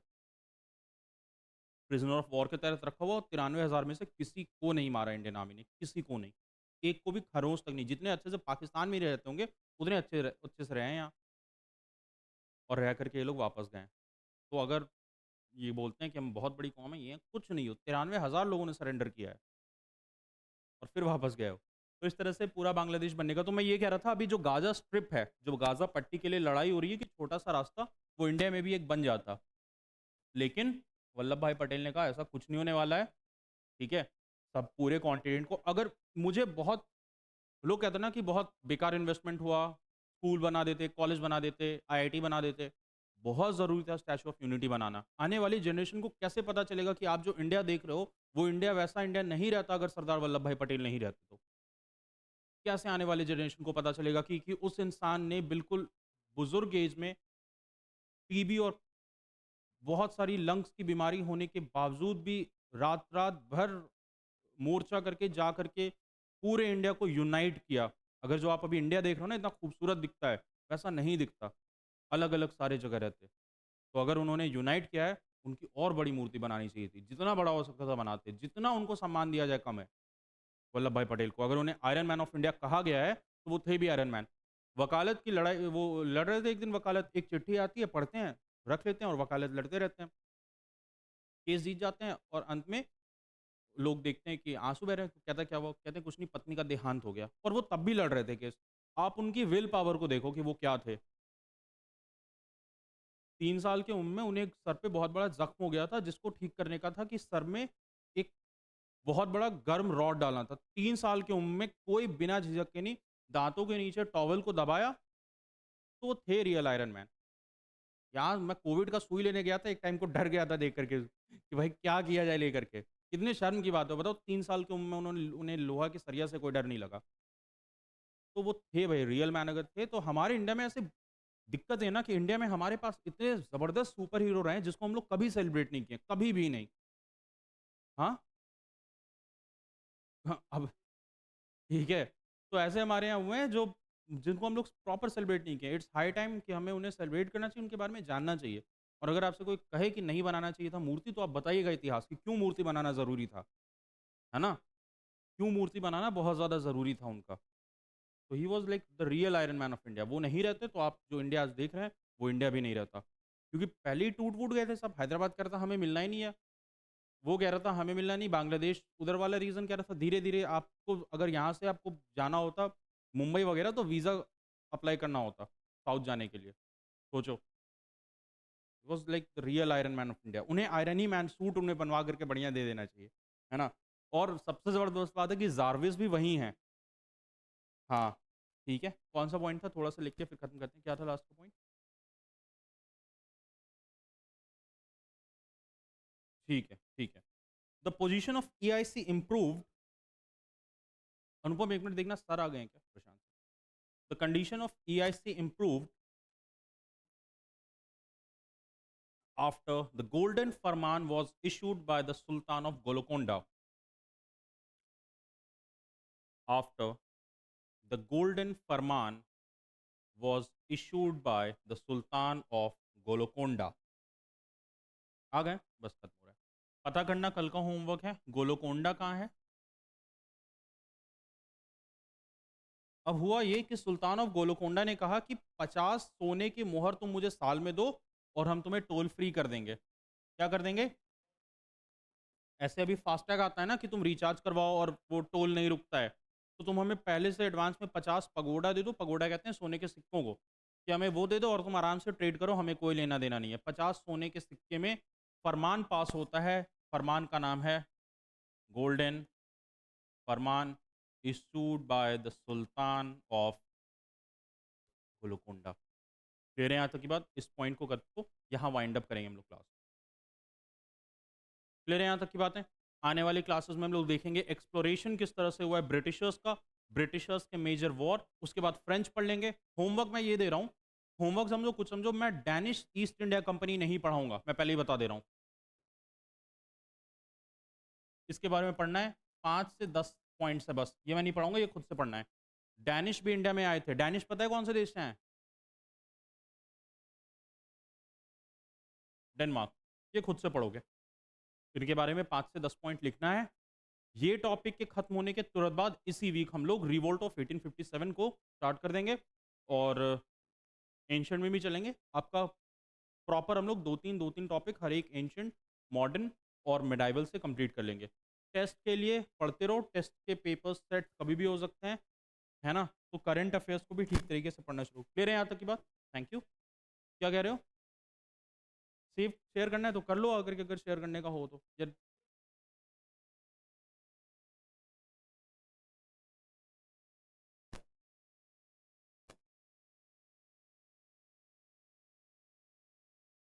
ईआईसी के नाम से कर दे रहा हूँ, ठीक है?